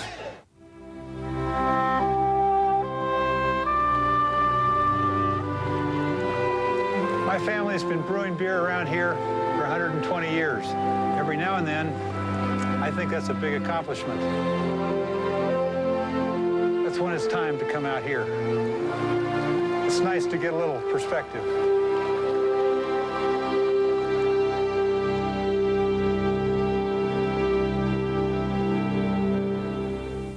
I got Dodger Blue coursing through my veins. Yes, sirree, I eat Dodger Blue for lunch, dinner, and breakfast. Ouch! You got some Dodger Blue in my eyes. But that's okay, because I can't get enough Dodger Blue. Tonight, it's the Expos versus the Dodgers. How about a little more on my pants, tough guy? Back to the NFL draft, the 8th pick now on the board, Seattle Seahawks. They've got about 9.5 minutes to go. Again, to recap the trade that just happened, the Rams and the 49ers made a trade. The Niners moving up to take the Rams spot and selecting Bryant Young, defensive tackle, Golden Domer. The Rams moved down to take the Niners, the first of their 2 first-round picks at 15, the second-round pick at 56, and the third they just got from Philadelphia. Here is more detail on the trade, which was another huge draft day trade, which the 49ers and the Rams had in this draft. Last year should be able to bottle things up in the middle, Joe. Well, I think this is a great move for both the Rams and the 49ers. The 49ers are 1-2 players. Now we'll let the draft just run, and I will come back at the end to tell the video ending. And yeah, just enjoy the draft. Points a game, 112 yards and a half, 16th. Yards per rush. Now that's the big key. 28th. Touchdown passes allowed. That means you're getting no pressure on the quarterback. 25th. See, at the end of the season last year, the San Francisco 49ers ran into a problem. Prior to the last 3 or 4 games, they were playing a 4-down sequence. It worked out great. Then they got their down lineman hurt. They had to go to the old elephant defense that they had. They weren't playing it well. It didn't generate, obviously, the rush stoppage or the pressure on the passer. This allows them to go back to the 4-down, put quality pressure on a quarterback, stop the run, and make it one step closer. With all the problems that are happening in Dallas, San Francisco, with good moves here, emerges to the top as, I think, a favorite for a Super Bowl. Well, we're talking about the 49ers and them bottling things up in the middle. The team on the clock right now, the Seattle Seahawks, they want to bottle things up in the middle, and they've got one of the best in Cortez Kennedy, who's their defensive tackle. But the Seahawks down on the clock, and Young and Albert's gone, that should remove all doubt. The Seahawks are looking at Sam Adams, the defensive lineman who they think they can go right next to Cortez Kennedy and settle things for them in the middle for a long, long time. They're probably entertaining a phone call, perhaps from Buddy Ryan, who was 2 picks below at 10 with the Arizona Cardinals. Buddy likes Sam Adams very much, and so that's probably what's going on right now, but I'd be surprised if the Seahawks moved out of there and didn't go with Sam Adams. Let's join Mike Gottfried now. And Coach, Sam Adams is a player with which there is mixed opinion, not on ability, but some folks think that maybe a problem situation. I know the Seahawks and others don't view this as a problem. They view him as perhaps a tremendous player. How do you view Sam Adams? Chris, I think he should be in the top 4 picks of this draft. The big question on him is his intensity in practice and sometimes in some of the smaller ball games. But you're talking about somebody who's 6'3", 295. He explodes off the line of scrimmage. His first step, he's very quick, uses his hands very well, light on his feet. If he didn't have the questions overshadowing him, he'd be a top 4 pick in this draft. Defensive lineman, recruiting, drafting, that's what you want to find. He's a good one. So, all right, Coach. Joe, let me get your opinions on Sam Adams. He's a guy that when he's on the field and lets loose, athletically, he's right there with anyone. Well, I think it's a great fit, Chris, obviously because of what's happened to Cortez Kennedy up front for the Seattle Seahawks. Look at his production of the last year versus this year. 92 tackles are down, but not a lot. Sacks is really where he fell off. But, of course, when you're the only guy rushing the passer, you're going to be blocked by 2, 3, possibly even 4 people. Tackles for losses down from 28 to 13. He came in as a rookie phenom. Then he became a sophomore that everybody said, whoa, we know where he is now. They need to put a compliment to him on the defensive line. Think of the great rush teams that put pressure on the quarterback, Lawrence Taylor and Leonard Marshall. You think of now with Sean Jones and Reggie White in Green Bay. I think it's the combinations that really are productive for you. That's what I think the Seahawks need. They need a Sam Adams. He's a young guy. He's got to get stronger, but he's got a wealth of talent, and he can really make a difference on a team that is really on the rise. No doubt about it. Remember, the Seahawks signed a couple of the Buffalo Bills Pro Bowlers, quarterback Nate Odoms and tackle House Ballard. And, of course, they have a second-year quarterback by the name of Rick Meyer from Notre Dame. Thank you, Notre Dame. He's not too shabby. So this defense with Cortez Kennedy and now maybe Sam Adams. NFL is in his pedigree, Sam Adams. His father was a very good guard for the New England Patriots teams in the 70s and early 80s. He was, Chris, and Sam Adams Jr. made a big splash right away as a true freshman at Texas A&M. Just completed his 3rd year in the program, decided to come out early. You're looking at a big kid, 295 pounds, great explosion, great burst off the line of scrimmage. Here he plays off the block against Louisville, makes the tackle on running back Anthony Shellman. He had 9.5 sacks, 12 quarterback pressures, a ton of tackles behind the line of scrimmage. The one thing Sam has to do, as Joe touched on, is get a little stronger. He only did 16 reps, 225 pounds. Of course, he weighs in at about 290. Also, he tended to drop off a little bit if plays weren't directed his way. He would kind of pull up a little bit. He needs to pursue hard in the NFL. Defensive coordinators will tend to motivate him in that direction. Buddy Ryan thought he was a great football player, was prepared to make him the 10th pick overall. Seattle liked Bryant Young, but with Sam there, they need a defensive lineman to complement Cortez Kennedy. So certainly it's a value pick, and it's a good pick, certainly a need pick as well for Seattle. All that plus 50 cents has sent Sam Adams to the Seahawks because they've yet to make their decision. Less than 4 minutes on the clock. The Seahawks will decide as we canter on our draft coverage. Before, after. Before, after. Before, after. How do you get from before to after? Simple. Introducing the Apple Quick Take Digital Camera. It makes everything you do look better than before.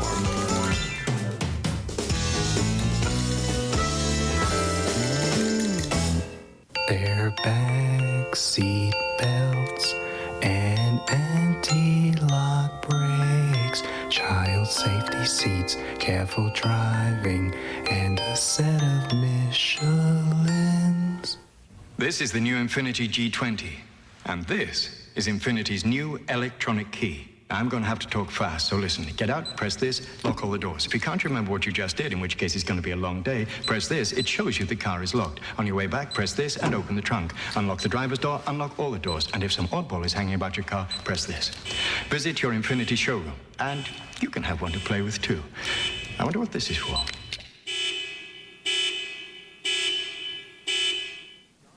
Play. John McEnroe won 115 titles with Dunlop rackets. Achoo!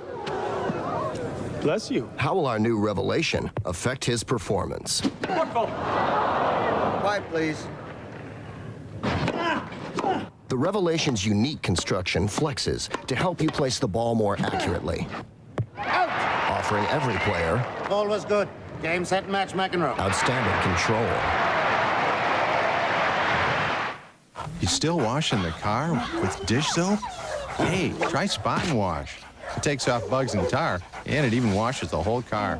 Yeah, I wouldn't mind riding in that. New Spot and Wash from Armor All. Open the door, son. Again, the view from Times Square on the Jumbotron as our NFL draft coverage continues. And there's Willie McGinnis making a big sack. I mean a big sack in the right Big there. Apple. big sack in the Big Apple. Never has a sack been, at least by feet and yards, been larger. Welcome back to the Marriott Marquis. Chris Berman, Joe Theismann, Mel Kiper, and a cast of thousands. The Seahawks have a minute 20 left to make their first round pick, the 8th overall. Seattle Seahawks have gotten some great play for years out of Jeff Bryant and Joe Nash. That UFA means an unrestricted free agent.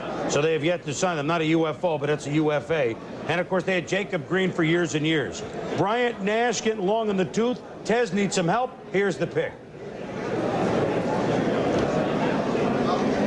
With the 8th pick in the first round, the Seattle Seahawks select Sam Adams, defensive tackle, Texas A&M.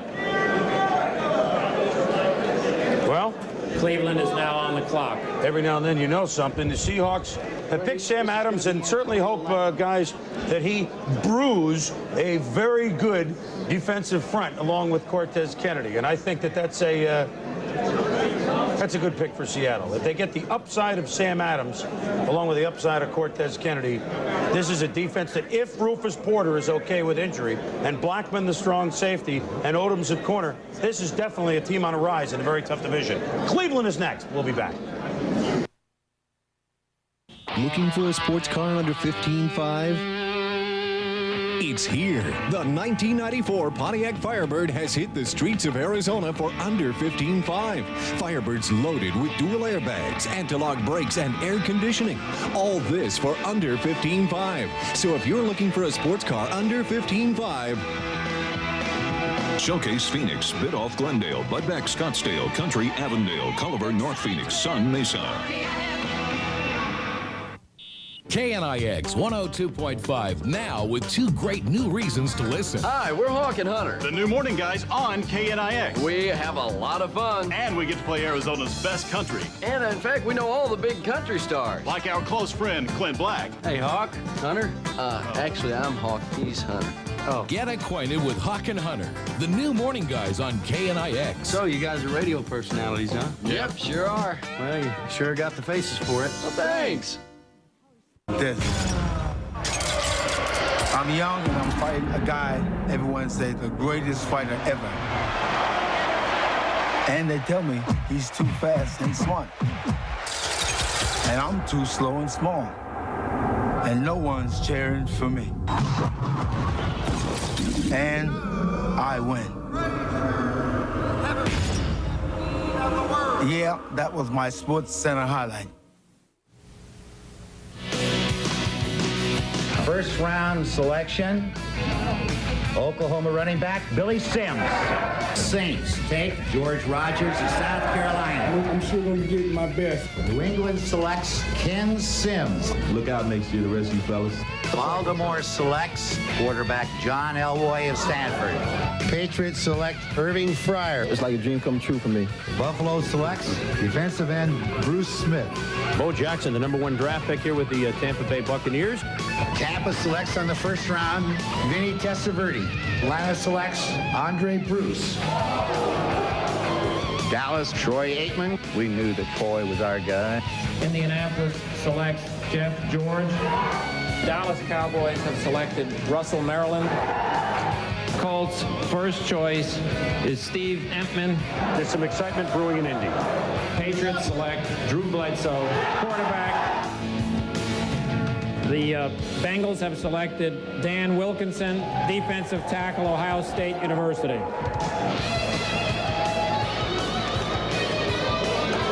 15 years of #1 picks, and at least some of us, Mel, the hair has changed. I don't know how you and Joe keep yours the same. I really don't. The Cleveland Browns did not take long, and even though they just got Don Griffin at corner, they like those big corners. And Joe, you think they're going that way again? I think it's going to be Antonio Langham. In the first round, the Cleveland Browns select Antonio Langham, defensive back from Alabama. Arizona is next on the clock. First, a word on Antonio Langham. There had been some question, Mel, and this is, as far as time goes, there are faster defensive backs. But you talk about a big defensive back who makes big plays. And I think the premium on guys who make big plays is so high. And Antonio Langham does exactly that. Now, it's odd, though. The Browns, you know, his 40-time, well, I mean, all of us would love to have that time, I understand. But Teams worked him out as late as just the other day. They were concerned a little bit about his, quote, timing. But what you can't judge on a clock and a stopwatch is big plays, interceptions, returns for touchdowns, causing fumbles, and Langham from Alabama does all of that. Interesting, Joe, though, because the Browns had just signed Don Griffin, the corner from the San Francisco 49ers, unrestricted free agent. They have Mustafa, who's a big defensive back, but yet I guess they couldn't pass up the value. They couldn't pass up the value of the complete back. Here you see him adjust to the ball. This is something very difficult to teach to backs. He has a presence of where the football is. Now in the open field, he can deliver a blow. Notice how he goes through the back. Here he is out in the flat against Florida picking it up. 19 interceptions in his career. And one other point that I want to make a note about, David Palmer is considered one of the best receivers in college football. David Palmer is a guy who's done everything at Alabama, include play quarterback. Antonio Langham has had the opportunity to work against David Palmer. So you've had some of the best working against some of the best. Great practice habits, great lesson for him to get ready for the guys in the NFL. I think it's an ideal fit for the Cleveland Browns. Langham, an outstanding player. I think he's going to be a great player in this league for a long time. Mike Godfrey, do you agree? I really do, Chris. I watched him practice 2 years ago. He played in a great scheme at Alabama. Bill Oliver, the defensive coordinator, a lot of different coverages in college football. He made everything look so easy. Every time he ran, he never really pushed himself. He's an excellent pick for the Cleveland Browns. Also, you got Aaron Glenn out there, who I think is a great man-to-man cover. Rotates his hips, breaks on the ball better than any corner I've seen all year or the last 2 years. They played a lot of man-to-man coverage, a lot of blitzing at Texas A&M. Aaron Glenn's a good fit for somebody also, but Antonio Langham, excellent corner. All right, Mike, now we started to run down some of the players at DB for the Cleveland Browns, and of course, you know, you go back a half dozen years and they had the dogs with Minifield and Dixon, and they were just tremendous players. And right now, with signing of Don Griffin from the 49ers earlier in the week, Najee Mustafa in his 8th year, they traded with the Chargers earlier in the offseason for Donald Frank. And now Antonio Langham. These are all big cornerbacks, so that kind of fits the Bill Belichick mold. Speaking of guys that understand the Natalie Clyde Bill Belichick mold, let's go up to New England and check in with Tom Jackson. You had a lot of chance to look at Langham as a collegiate and on film. What do you see in him? Is he special, Tommy?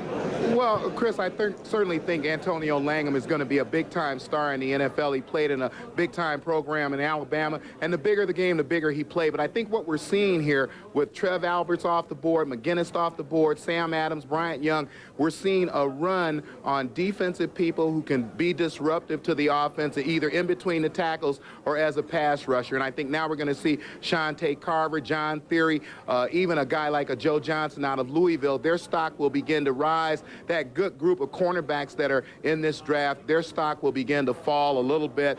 Now let's go to Gary Danielson out at the Cardinals headquarters. All right, thanks, Tom. One piece of advice Buddy Ryan gave me was when you get on TV, talk fast, because I'm going to pull the trigger quickly when it comes my turn to pick.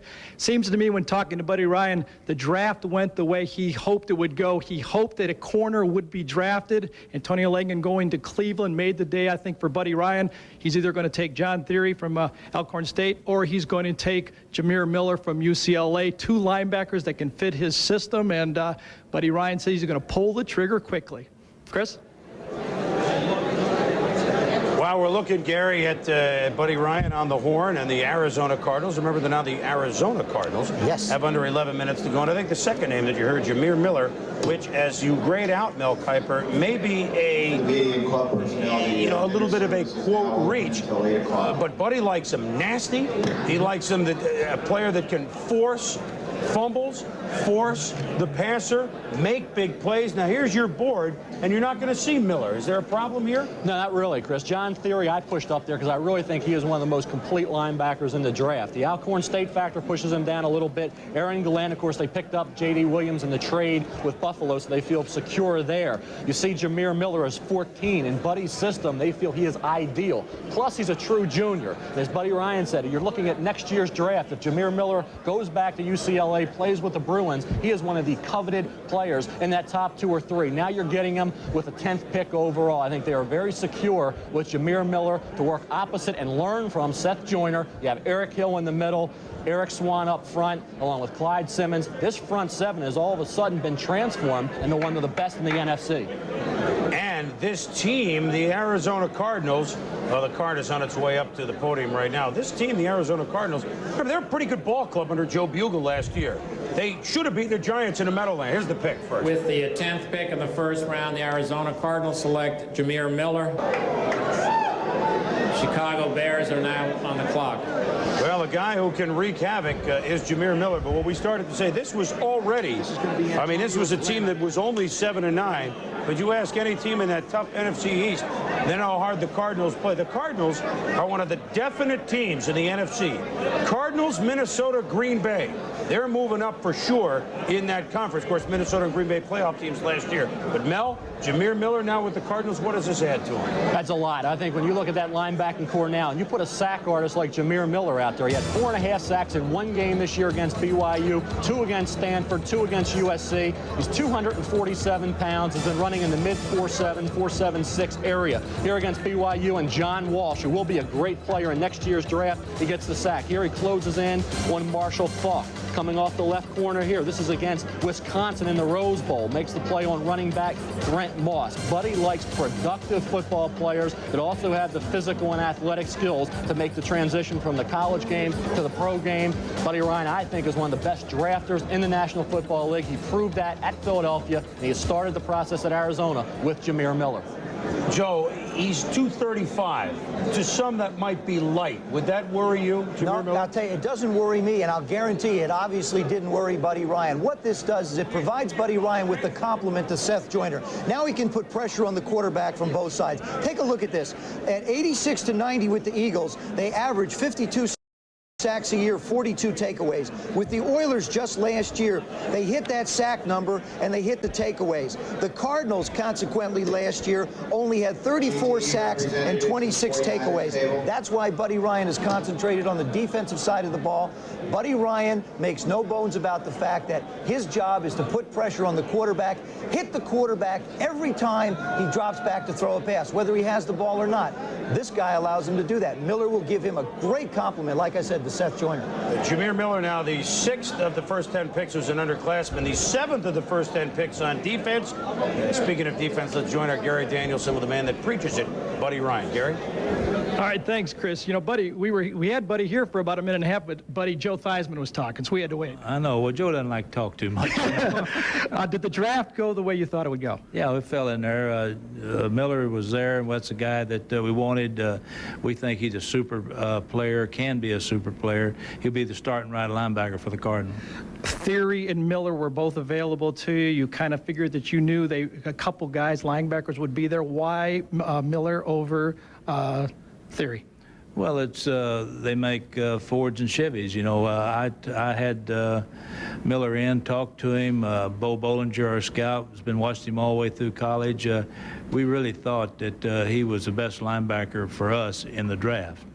Defense is the way you said you'd go. You got another draft pick, but let me go to Garrison Hurst for a second. You haven't seen him much. There were rumors about trades and everything. What's the status of Garrison Hurst right now? He's on your team, but is he still available?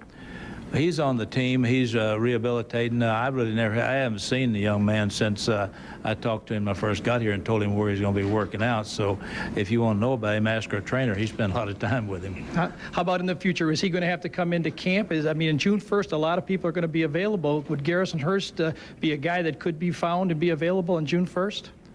Oh, I don't think so. The way the contract is structured, we can't do anything but give him the opportunity to play. All right, thanks a lot, Buddy. Right. Buddy Ryan, happy with his pick. Got the guy he said he was going to get. Chris? All right, Gary and Coach Ryan, thank you. We've gone from one defensive-minded head coach. Well, actually, we've gone from one, Belichick, to Buddy Ryan, Arizona. And now on the board, the Chicago Bears with Dave Wannstedt. And the question to our Craig James, with the Bears on the board and on the clock, do we have the evolution of theory? Yeah, I believe it may be that. Right now, John's on with Chicago. When the selection is made, we'll have a chance to visit with John to find out what Dave Wannstedt said to him and all these questions about whether this guy can play in big-time competition. I'm sure John will have his thoughts about that, and we'll join him here in just a moment.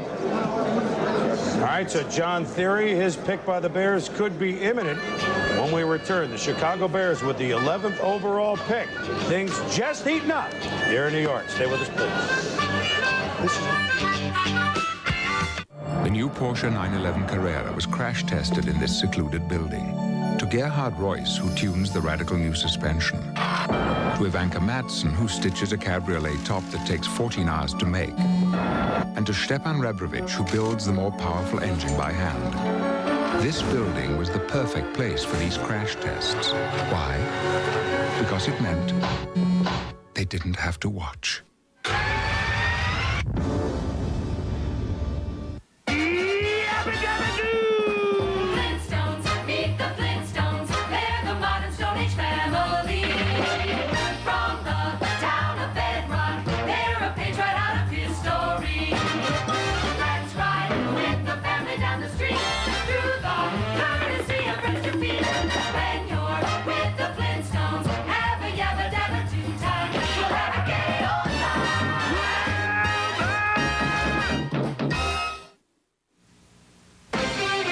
This ESPN NFL special, the '94 Draft, is brought to you by Michelin, because so much is riding on your tires, and by Reebok.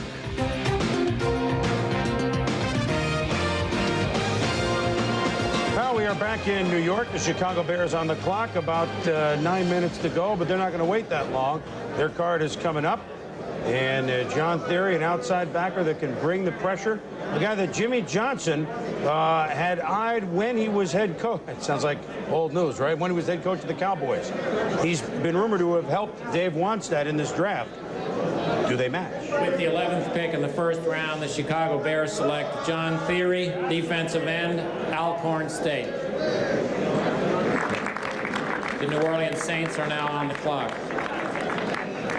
Well, there you have it, the evolution of John Theory from Alcorn State, now going to Chicago to play for the Chicago Bears. And this story about John Theory, this is, you say Alcorn State, he didn't have the coaching, he doesn't have the mind, well, that's where you're wrong. John Theory is a pre-med student and wants to be a biochemist. There was one day at practice at Alcorn State when a couple of the scouts went down to look at him, and he really wasn't into it. And his head coach pulled him over after about 15 or 20 minutes, said, John, what's the matter? I mean, obviously at Alcorn State, he stands head and shoulders above everybody else. Said, I don't know, I just don't get it. The coach says, well, I don't get it either. What's the matter? And Theory said, well, I don't get it. There was a big involved chemistry experiment earlier I did today in class. I followed everything exactly right, but it didn't work. And he was so annoyed by the failure of this chemistry experiment that it affected him on the football field. So here is a young man that's got an awful lot in addition to football ability, which, Mel, he also has. He does. I'll tell you, I think he's one of the top 3 or 4 or 5 football players in the draft. I think what pushed him down was the Alcorn State factor. I think when you get to draft day, what happened during the year is tend to superseded by athletic ability and also the college you came from. I think the safe pick dictates. The safe pick for some clubs like Indy was Trev Alberts. John Theory last to 11 to the Chicago Bears. Here's a guy at the Senior Bowl that made some plays. You see LaShawn Johnson streaking through the middle. John Theory making the tackle down the field. A big kid, 245 to 250 pounds. Great striking ability. People say he didn't make a lot of impact plays at Alcorn State. That was more the nature of their defensive scheme. He had a drop into coverage, play in space, did a very good job in that area. And that's why I thought he was one of the most complete, pure outside linebackers in the draft. Well, the last time there was a first-round pick from Alcorn State was 1980. Roynell Young, an outstanding corner of the Philadelphia Eagles. Chicago Bears hoping they get the same richness as the Eagles did with their first-round pick from Alcorn State. Let's head up to New England and Tom Jackson. And obviously, had Bill Parcells moved anywhere, this has got to be one of the guys he was looking at, Tom. Well, I think certainly John Theory, but Jameer Miller, a little bit undersized. Both of these guys out of the same mold, 6'3", 6'4". One guy at 235 pounds, the other guy 248. Both of them can disrupt the backfield. Good, solid pass rushers. I told you that those kind of guys would disappear off the board. A little bit of a question on Theory as far as the quality and the caliber of competition he played against. But I think when we look at the pass and we look at the SWAC, we've seen so much talent come out of that league. I think there's no question he's going to be a big-time player in this league. Let's go to Andrea Kramer at the Vikings headquarters. Thank you very much, TJ. When I spoke to head coach Dave Wannstedt this morning, he told me he had 3 defensive players on the board. Kind of figured that out to be Trev Alberts, Antonio Langham, and John Theory. When Phoenix was on the board, needless to say, they were questioning whether or not that would be Theory. When it was Jameer Miller, they were quite happy about that. The question, how will they play John Theory? From what I'm hearing from the Bears, they will play him down as a defensive end. Remember, Richard Dent unsigned, Dante Jones also unsigned. He's a linebacker, but could we be seeing the next Richard Dent? Right now, let's head to Chris Mortensen in Indianapolis. Well, since Boomer mentioned this earlier about Jimmy Johnson being a consultant, instead he laughed it off and he was emphatic. In fact, he said the last time he spoke to Jimmy Johnson was 2 weeks ago, and Jimmy was headed for Key Largo, trying to find out the best snorkeling spots, and was worried about whether the Manatee were going to get enough water. So Dave Wanstead had no contact with Jimmy Johnson in the last 2 weeks, and he basically said this is his draft, and it was the way he was going to pick it. Back to New York. Well, no question, Mort, that Dave knows exactly what he's doing, building a defense, and with the history of the Chicago Bears and that tough defense. However, Joe, I mean, we're looking at a team that, yes, they made a change in the quarterback. They go Eric Kramer. They picked up from in the division from Detroit. But this is a team that frankly could not move the ball at all last year, and you have to have some offense. That being said, does the pick surprise you? No, the pick does not surprise me. I think that Dave Wanstead has taken not only a just next year look at his football team, what he's doing is he's looking down the road at the building process of this ball club. I will grant that they rank dead last in pass yards per game. I will also grant that they rank dead last in passes. I will also grant that they rank 24th tied for sacks allowed. I don't think this has anything to do with the quality of where they want to go. Dave Wanstead has a lot of needs. He's just filling some right now. I think this is a very good pick. I had a chance to visit with John Theory last night, and I want to tell you something. This kid is as class as you're going to find. Plus, as Mel pointed out, and I thought it's very important, different than Trev Albert, who's played down so much and probably will play inside for the Colts. Theory has the ability to play in space. That's a big key. You got a guy now who can go into pass coverage as well as put pressure on the quarterback. So he gives you a lot of versatility. Obviously, the Bears have a lot of different needs. They just addressed this one in the first round. Grown up down in Mississippi, Louisiana, John Theory been a Saints fan, but you know who some classify him as? John Theory reminds them of a young Isaiah Robertson who played at Southern in the same conference as Theory's Alcorn State. We'll be back. You can project light in any direction, but unless it's focused, you can't see clearly. That's why Infinity employed special projector beam headlights for the J30 to safely focus light where you need it. The J also has dual airbags, ABS, and seatbelt pretensioners, but you're less likely to need them if you see the light. In business, there never seems to be enough of it. And the last thing you can afford to do is run out of it. Time. So rest assured, Delta Airlines will help you make the most of it. With over 4,900 flights a day to over 300 cities around the world. And best of all, we'll make sure you arrive relaxed and refreshed with plenty of time to spare. Delta Airlines.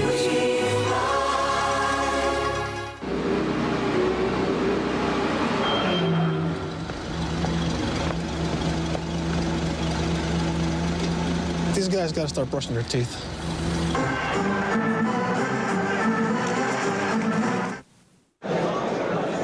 Back at the NFL draft, the 12th pick overall. The New Orleans Saints, they're now on the clock. They've got about 13 minutes to go.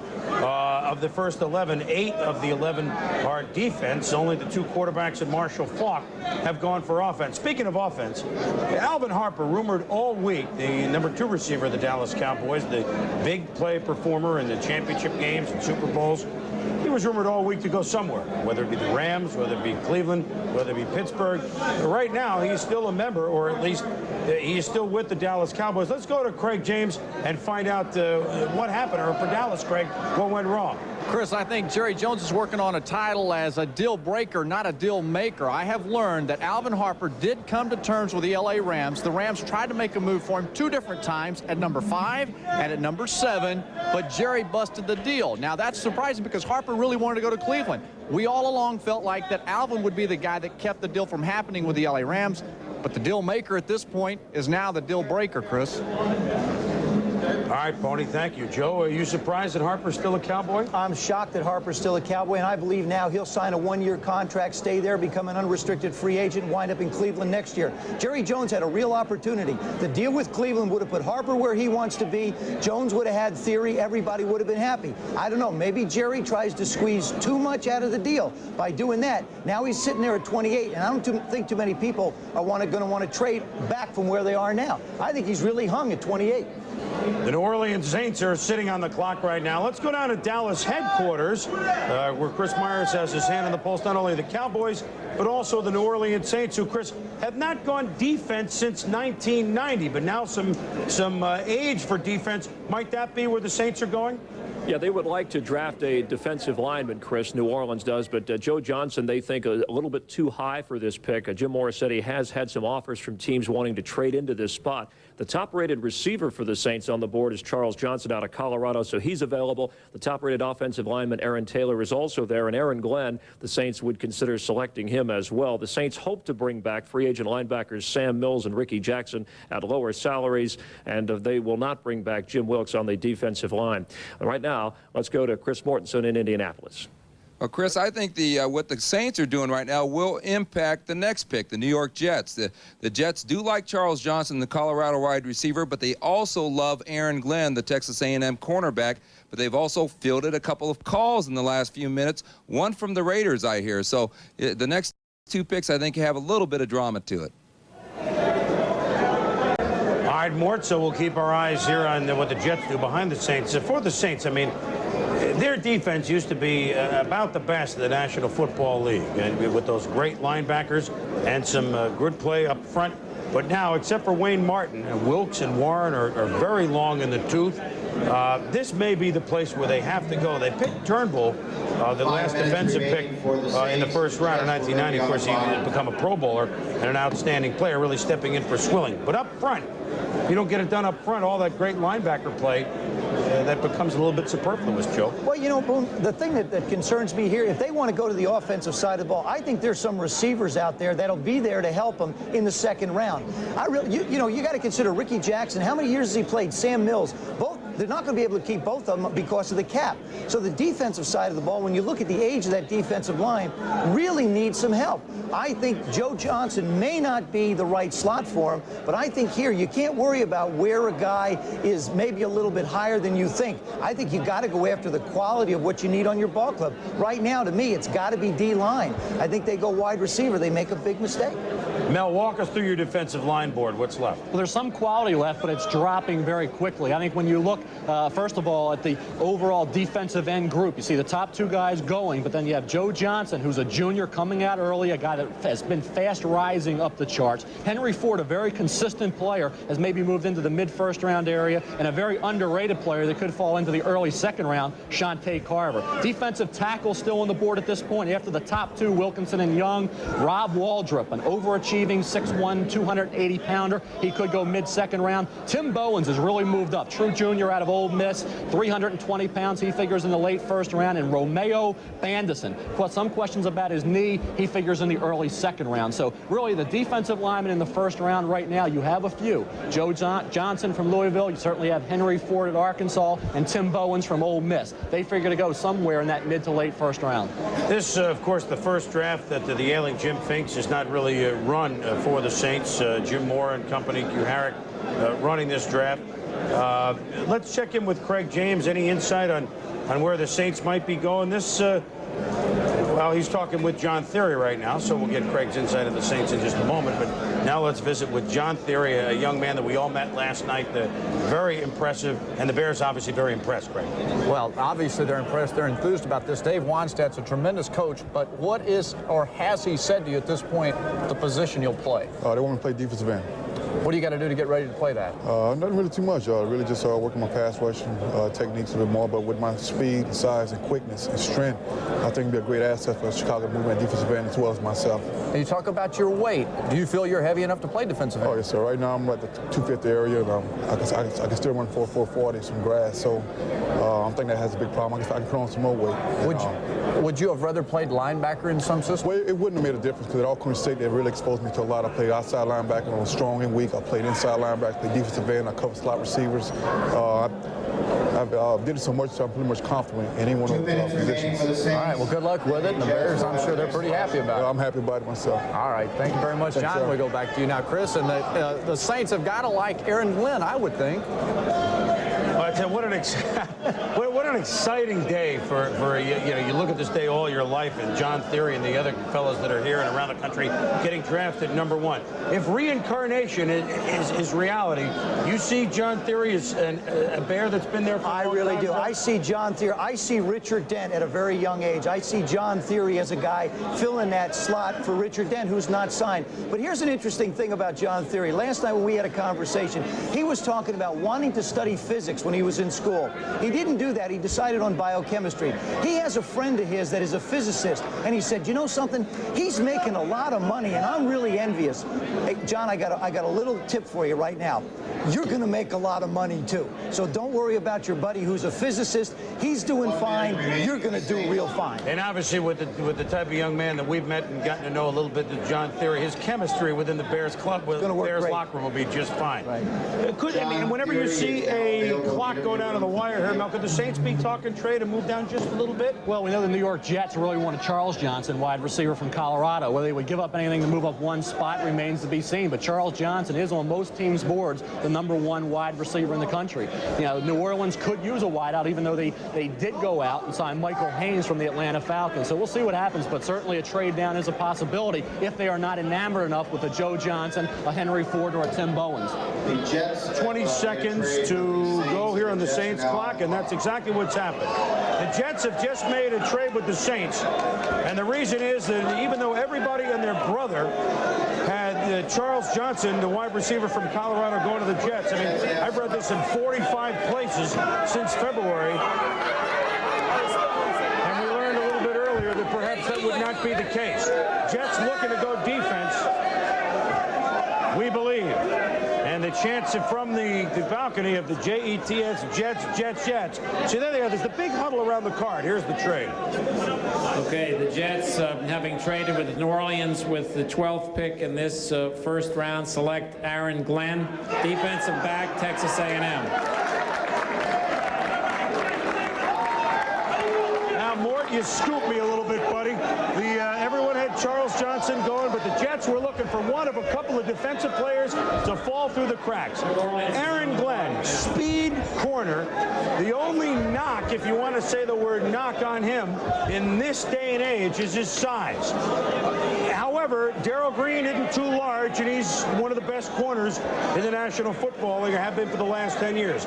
He has speed, Mel, that is comparable to Darrell Green's, or at least very close. He's a return guy, correct? A great return guy, and remember, Mathis is unsigned, so he fits. Although the Jets are deep at corner, you talk about athlete that can step in, he can do that. Let's get the trade details This first. draft, and the Jets gave New Orleans their fifth round selection in this draft, which is the 144th pick overall. I didn't get that. Just the 5th? Is that what it was? To move up one slot, it cost the Jets a 5th? Here's a repeat. The Jets and the Saints flipped positions in this round, in the first round, and the Jets gave the Saints their selection in the 5th round of this draft, which is the 144th pick overall. All right, so now the Saints are on the clock. Aaron Glenn is on the phone with the Jets, and he's also, the Jets are very good in the defensive backfield, but they got Hasty in the last year of a big contract, and Glenn really, for value, is the guy to pick in that slot. Agree? He's a good football player, Chris. He's 5'8 3/4", and I think that was the thing that allowed Langham, at least in my report, to move ahead. You look at him there, 5'9", not quite, about 180 pounds. He's a big play, one-on-one corner. You see how he anticipates things in coverage, plays the ball, and he has that 41-inch vertical jump, which allows him to play a little taller. Great hands for the interception. This interception against Louisville broke that game open in the second half. We see him here returning a punt. Great open field running ability. Turns on the Jets here to go all the way for a touchdown, beating the guy, the last defender that could have taken him to the ground. Here in man coverage, steps in front, anticipates the football. I think the question here is, what's happened to Charles Johnson? There was a lot of questions and speculation about whether his knee injury in high school may have pushed him down. You know, he's failing some physicals. We know the Jets have a tough medical staff. Whether that played a factor remains to be seen, but the Jets still need to complement Rob Moore. They have not done that, but they have solidified that cornerback position. Well, frankly, the Jets feel that in the second and more likely the third round, that no, they won't get the Johnson or the Mortons or Alexander or Scott, the top 4 guys, but the next group of receivers are pretty similar. And so they feel in the second and third round they can get the help there, Joe. Let's look at the board. I agree. Rob Moore, of course, a transition player, not yet signed, but they expect him to stay. Remember, Moore was the complimentary receiver to Al Toon. Yeah, I don't think Moore was out there alone really last year. Yeah, Boom, I don't think there's any question that there is a need for the Jets at wide receiver. It just so happens in this draft, there are plenty of wide receivers that are going to be available to them. I think what they got in Aaron Glenn, first of all, I see Darrell Green in this kid. I had a chance to see Darrell Green come up as a rookie, and Darrell impressed me as a corner, tremendous cornerback. But I really believe if the Redskins would have let Darrell Green return kickoffs and punts, he would have set every National Football League record that exists in that area. I see the same quality in Aaron Glenn. Remember, 19.9 yards on punt returns. With the rule change, with the kickoff going back 5 yards, a lower tee, more kickoffs, this kid is Mr. Excitement and going to make a big, big difference. Well, some call him the best punt return guy in the nation last year in college. Let's get a quick view on Aaron Glenn from Mike Gottfried. The size, this day and age, may be one thing that you look at, but obviously ability, heart, and explosiveness are something that Aaron Glenn have, Coach.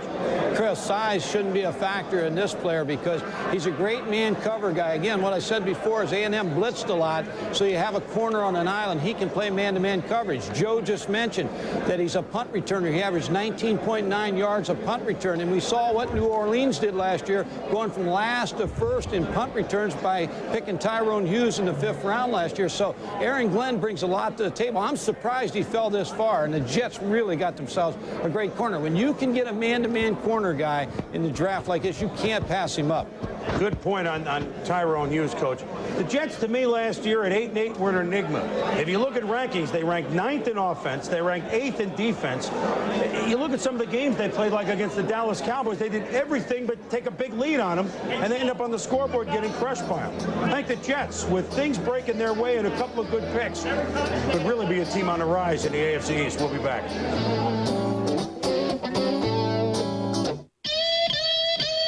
East of the Texas Hill Country in Austin, there's a place that just won't let you go home hungry. It's called Threadgill's. And here you might find yourself behind a great big chicken fried steak, a mountain of red beans and rice, or even a microphone. So if you go, bring your appetite for a good time and your Visa card. Because Threadgill's might let you take the stage, but they won't take American Express. Visa, it's everywhere you want to be. Even though you may have never used a steel chainsaw, you already know how it feels to cut with one. Now available in steel territory, starting at only $199.95. As we developed the new Porsche 911 Carrera, our German test center was buzzing with new thinking. A radical new suspension, a more powerful engine. The suggestions came from far and wide.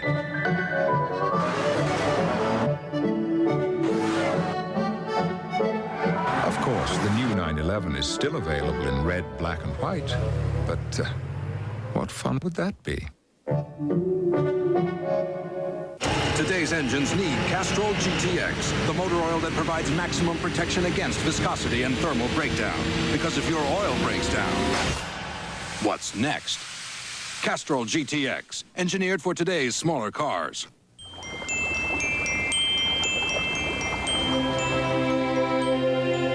120 years ago, when people wanted to send us a letter, all they had to do was write Coors, Golden, Colorado on the envelope.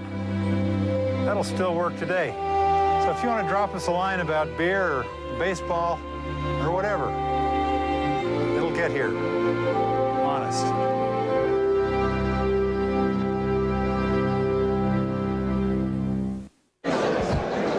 Saints now on the clock about 8 minutes ago for their pick. The 49ers made their move up to get the Ram slot. They chose defensive tackle Bryant Young from Notre Dame. Head coach of the Niners, George Seifert, with our Fred Edelstein. Freddie.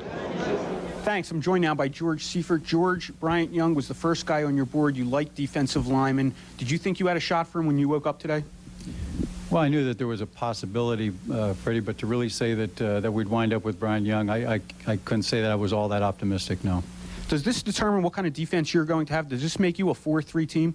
I'd say that it would head us in that direction, certainly more. To say that, in fact, that's what will happen, we can't. But no matter what, he's a fine addition to our football team, not only as an athlete, but the character of the man, his work ethic, which is important, certainly, to building this group back up again. When you traded Bill Romanowski earlier today, and you maybe thought you would get a Trev Alberts or an outside linebacker, were you thinking maybe then, maybe you're a 3-4, and this... This has an effect. As I said, you know, it was unfortunate we had to lose Bill Romanowski, but under the circumstances and the cap being as it is, it was a fact of life. Right now, though, it appears it will be 4-3. After working with Bryant a little bit longer and some of the other players, we may go back and play our elephant defense. It's just it's something we've got to, we need a little bit more time. When you say you're sorry you lost Bill Romanowski, a lot of people felt that Romo was George's favorite player. Was he? They're all my favorites, and I say that sincerely. I like Bill Romanowski. Bill was the type of player, he wasn't injured, he plays hard all the time, and he really was into the game. But there are a number of players like that, and I'm sure he'll do very well at Philadelphia. Thank you, George. Okay, thank you. All right, guys, thank you. Bryant Young, one of 9 defensive players chosen in the first 12. The last time that's happened in a draft was 1984. Started the draft as offense, but 9 of 12 were defense, and that's happened again this year with the New Orleans Saints on the clock, and they have about 6 minutes to go. The trade, again, the Saints moved down 1 slot by allowing the Jets to move up and take Aaron Glenn, and the Saints pick up a 5th-round pick from the Jets, the 144th overall selection. So the Saints really have the same dilemma that they had before. Do they go offensive line? Now, I mean, here's Aaron Taylor is sitting there. Mel mentioned Joe Johnson.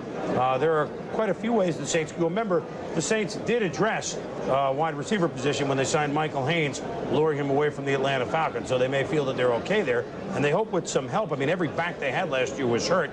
They hope that maybe Vaughn Dunbar, #1 pick a couple years ago, and some others come back and give themselves some sort of a running game to go along with their new quarterback, Jim Everett. Just yesterday, they signed Jeff Ulenek, the center from the Miami Dolphins, which essentially means that Joel Hilgenberg is out and Ulenek is in. And we mentioned Haynes in. Of course, they lose the safety Atkins, and they lose Kennard to Dallas. And so new quarterback, new receiver, hopefully healthy running back, new center.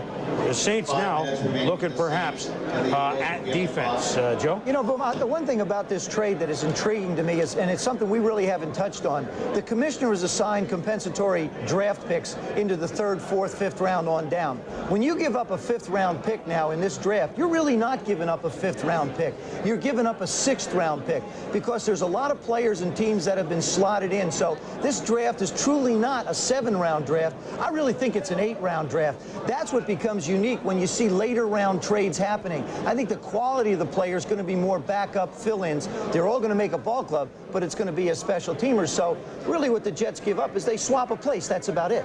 Let's backtrack a little. The Jets picking Aaron Glenn, the 2nd DB gone today. Antonio Langham, the taller defense back from Alabama, going to the Cleveland Browns. Let's check back at NFL Films headquarters with Ron Jaworski, see how Langham fits into the Browns' defensive scheme. Jaws? Well, Chris, I tell you, it was an excellent pick because he's a big play player. I think the Browns, with Turner and Moore at safeties and Bill Belichick's double zone scheme, will allow Langham to make the big plays. Let's take a look at him on film. You'll see right here, he reads this ball. It's hanging. He goes for the ball. This is what makes a big play guy. He's got a sense for the ball, knows the ball. Now here's where he becomes an offensive player. You'll see a lot of defensive backs make the interception, run out of bounds, fall down, whatever. Langham has the ability to do that. See with that backup help right there, he knows he can overplay the receiver. He doesn't have to cover him all over the field. You'll see Langham make this play for an interception. Here you see the Browns defensive back not make the play. Langham gives you that big play ability. I think Bill Belichick's got to be thrilled to be able to get him in that ninth spot. We got a stash here. All right, Jaws, thank you. As we return here to New York, the Saints have about 2.5 minutes to go to make their pick. So they waited the 15 minutes, made the trade with the Jets. Now we have 15 more minutes. So welcome to the New Orleans Saints half-hour show, the Jim Morris Show. Well, we've yet to see an offensive lineman go. That's shocking. Isn't it? That really now is. With the 13th pick. We've had 9 of 12 defense, 6 in a row. And here's the Saints, who could be looking defensive, though. Now, at this point, you think it's a little rich, Mel. Well, I think it really is. I think when you look at the Saints club, they added Haynes to the wide receiver core, Jimmy Everett at quarterback. I think when you look at the defense of the Saints, last year they started to show signs they were sliding back a little bit. I think that bothered Jim Mora. He didn't necessarily want to take a defensive lineman with that other pick. He picks up a 5 in the process. You have the 3 defensive linemen, Joe Johnson from Louisville, Henry Ford from Arkansas, and then you go down to Timmy Bowens at Mississippi. You also have a cornerback, Dwayne Washington from NC State, who has a very high grade. So there is some quality at this point. By picking up an extra 5, he knows he's in pretty good shape. So I think it's a great move by Jim Mora. Well, there's a name that Dwayne Washington, he in most teams' books, is clearly, was a little bit below Langham and Glenn, but clearly at corner ahead of everyone else who's available. So a team that feels now they're under the squeeze, might need a corner, they might be making calls to the Saints or the Eagles right below it. You know, one other point about Dwayne Washington, Boomer, and again, I go to special teams. He blocked 5 kicks. I mean, that's a talent. I don't think that's something you teach. I think that's something you can do and you have the ability to do. I think that's what makes you a little bit special. Well, there he is on the phone right now. So if you go by grade, maybe this is the next grade, and maybe by making the trade, even though they only pick up that 5th, and as you say, Joe, really almost like a 6th at 144. If they had Washington right close to Glenn, and he's a little bit bigger, the Saints figure, well, why not get another pick out of it? So just 45 seconds to go, and Torrey Cook, of course, free agent with the Saints, still unsigned, as they have unsigned many of their key players, although Ricky Jackson went out and tested the waters, didn't find the offers I don't think that he had anticipated, and we've talked about most of the other players. So will this be the spot for Dwayne Washington? 20 seconds to go in the pick. He's 5'11" from NC State, so he's a full 2 or 3 inches taller than Glenn. You know, one other thing, too, Torrey Cook got hurt last year, and it really hurt him at corner. They didn't have a quality guy to go in and fill for him. So it's not just a question of looking for somebody to play if you lose Toy. It's looking for somebody to go in if you need someone. Well, you hear the countdown here in the crowd. Here's the pick. Well, the card is on the way up at least, so the Saints get 15 minutes and about 20 seconds. Well, they're in the Central Time Zone, so they allow for that. And the commissioner gets the selection. The Saints have selected Joe Johnson, defensive end, Louisville. Philadelphia is next on the clock. Well, that was one of the names you mentioned, Mel. Washington was on the phone, so you got to think that he's going to go pretty soon, either to Philly, who's next, the Rams, who are after that, or somebody who's going to trade up to go for him. But Joe Johnson now, what, 7 defenders in a row. The last time an offensive lineman didn't go this far was 87, when John 100 Pounds of Clay was chosen with the 15th pick in 1987.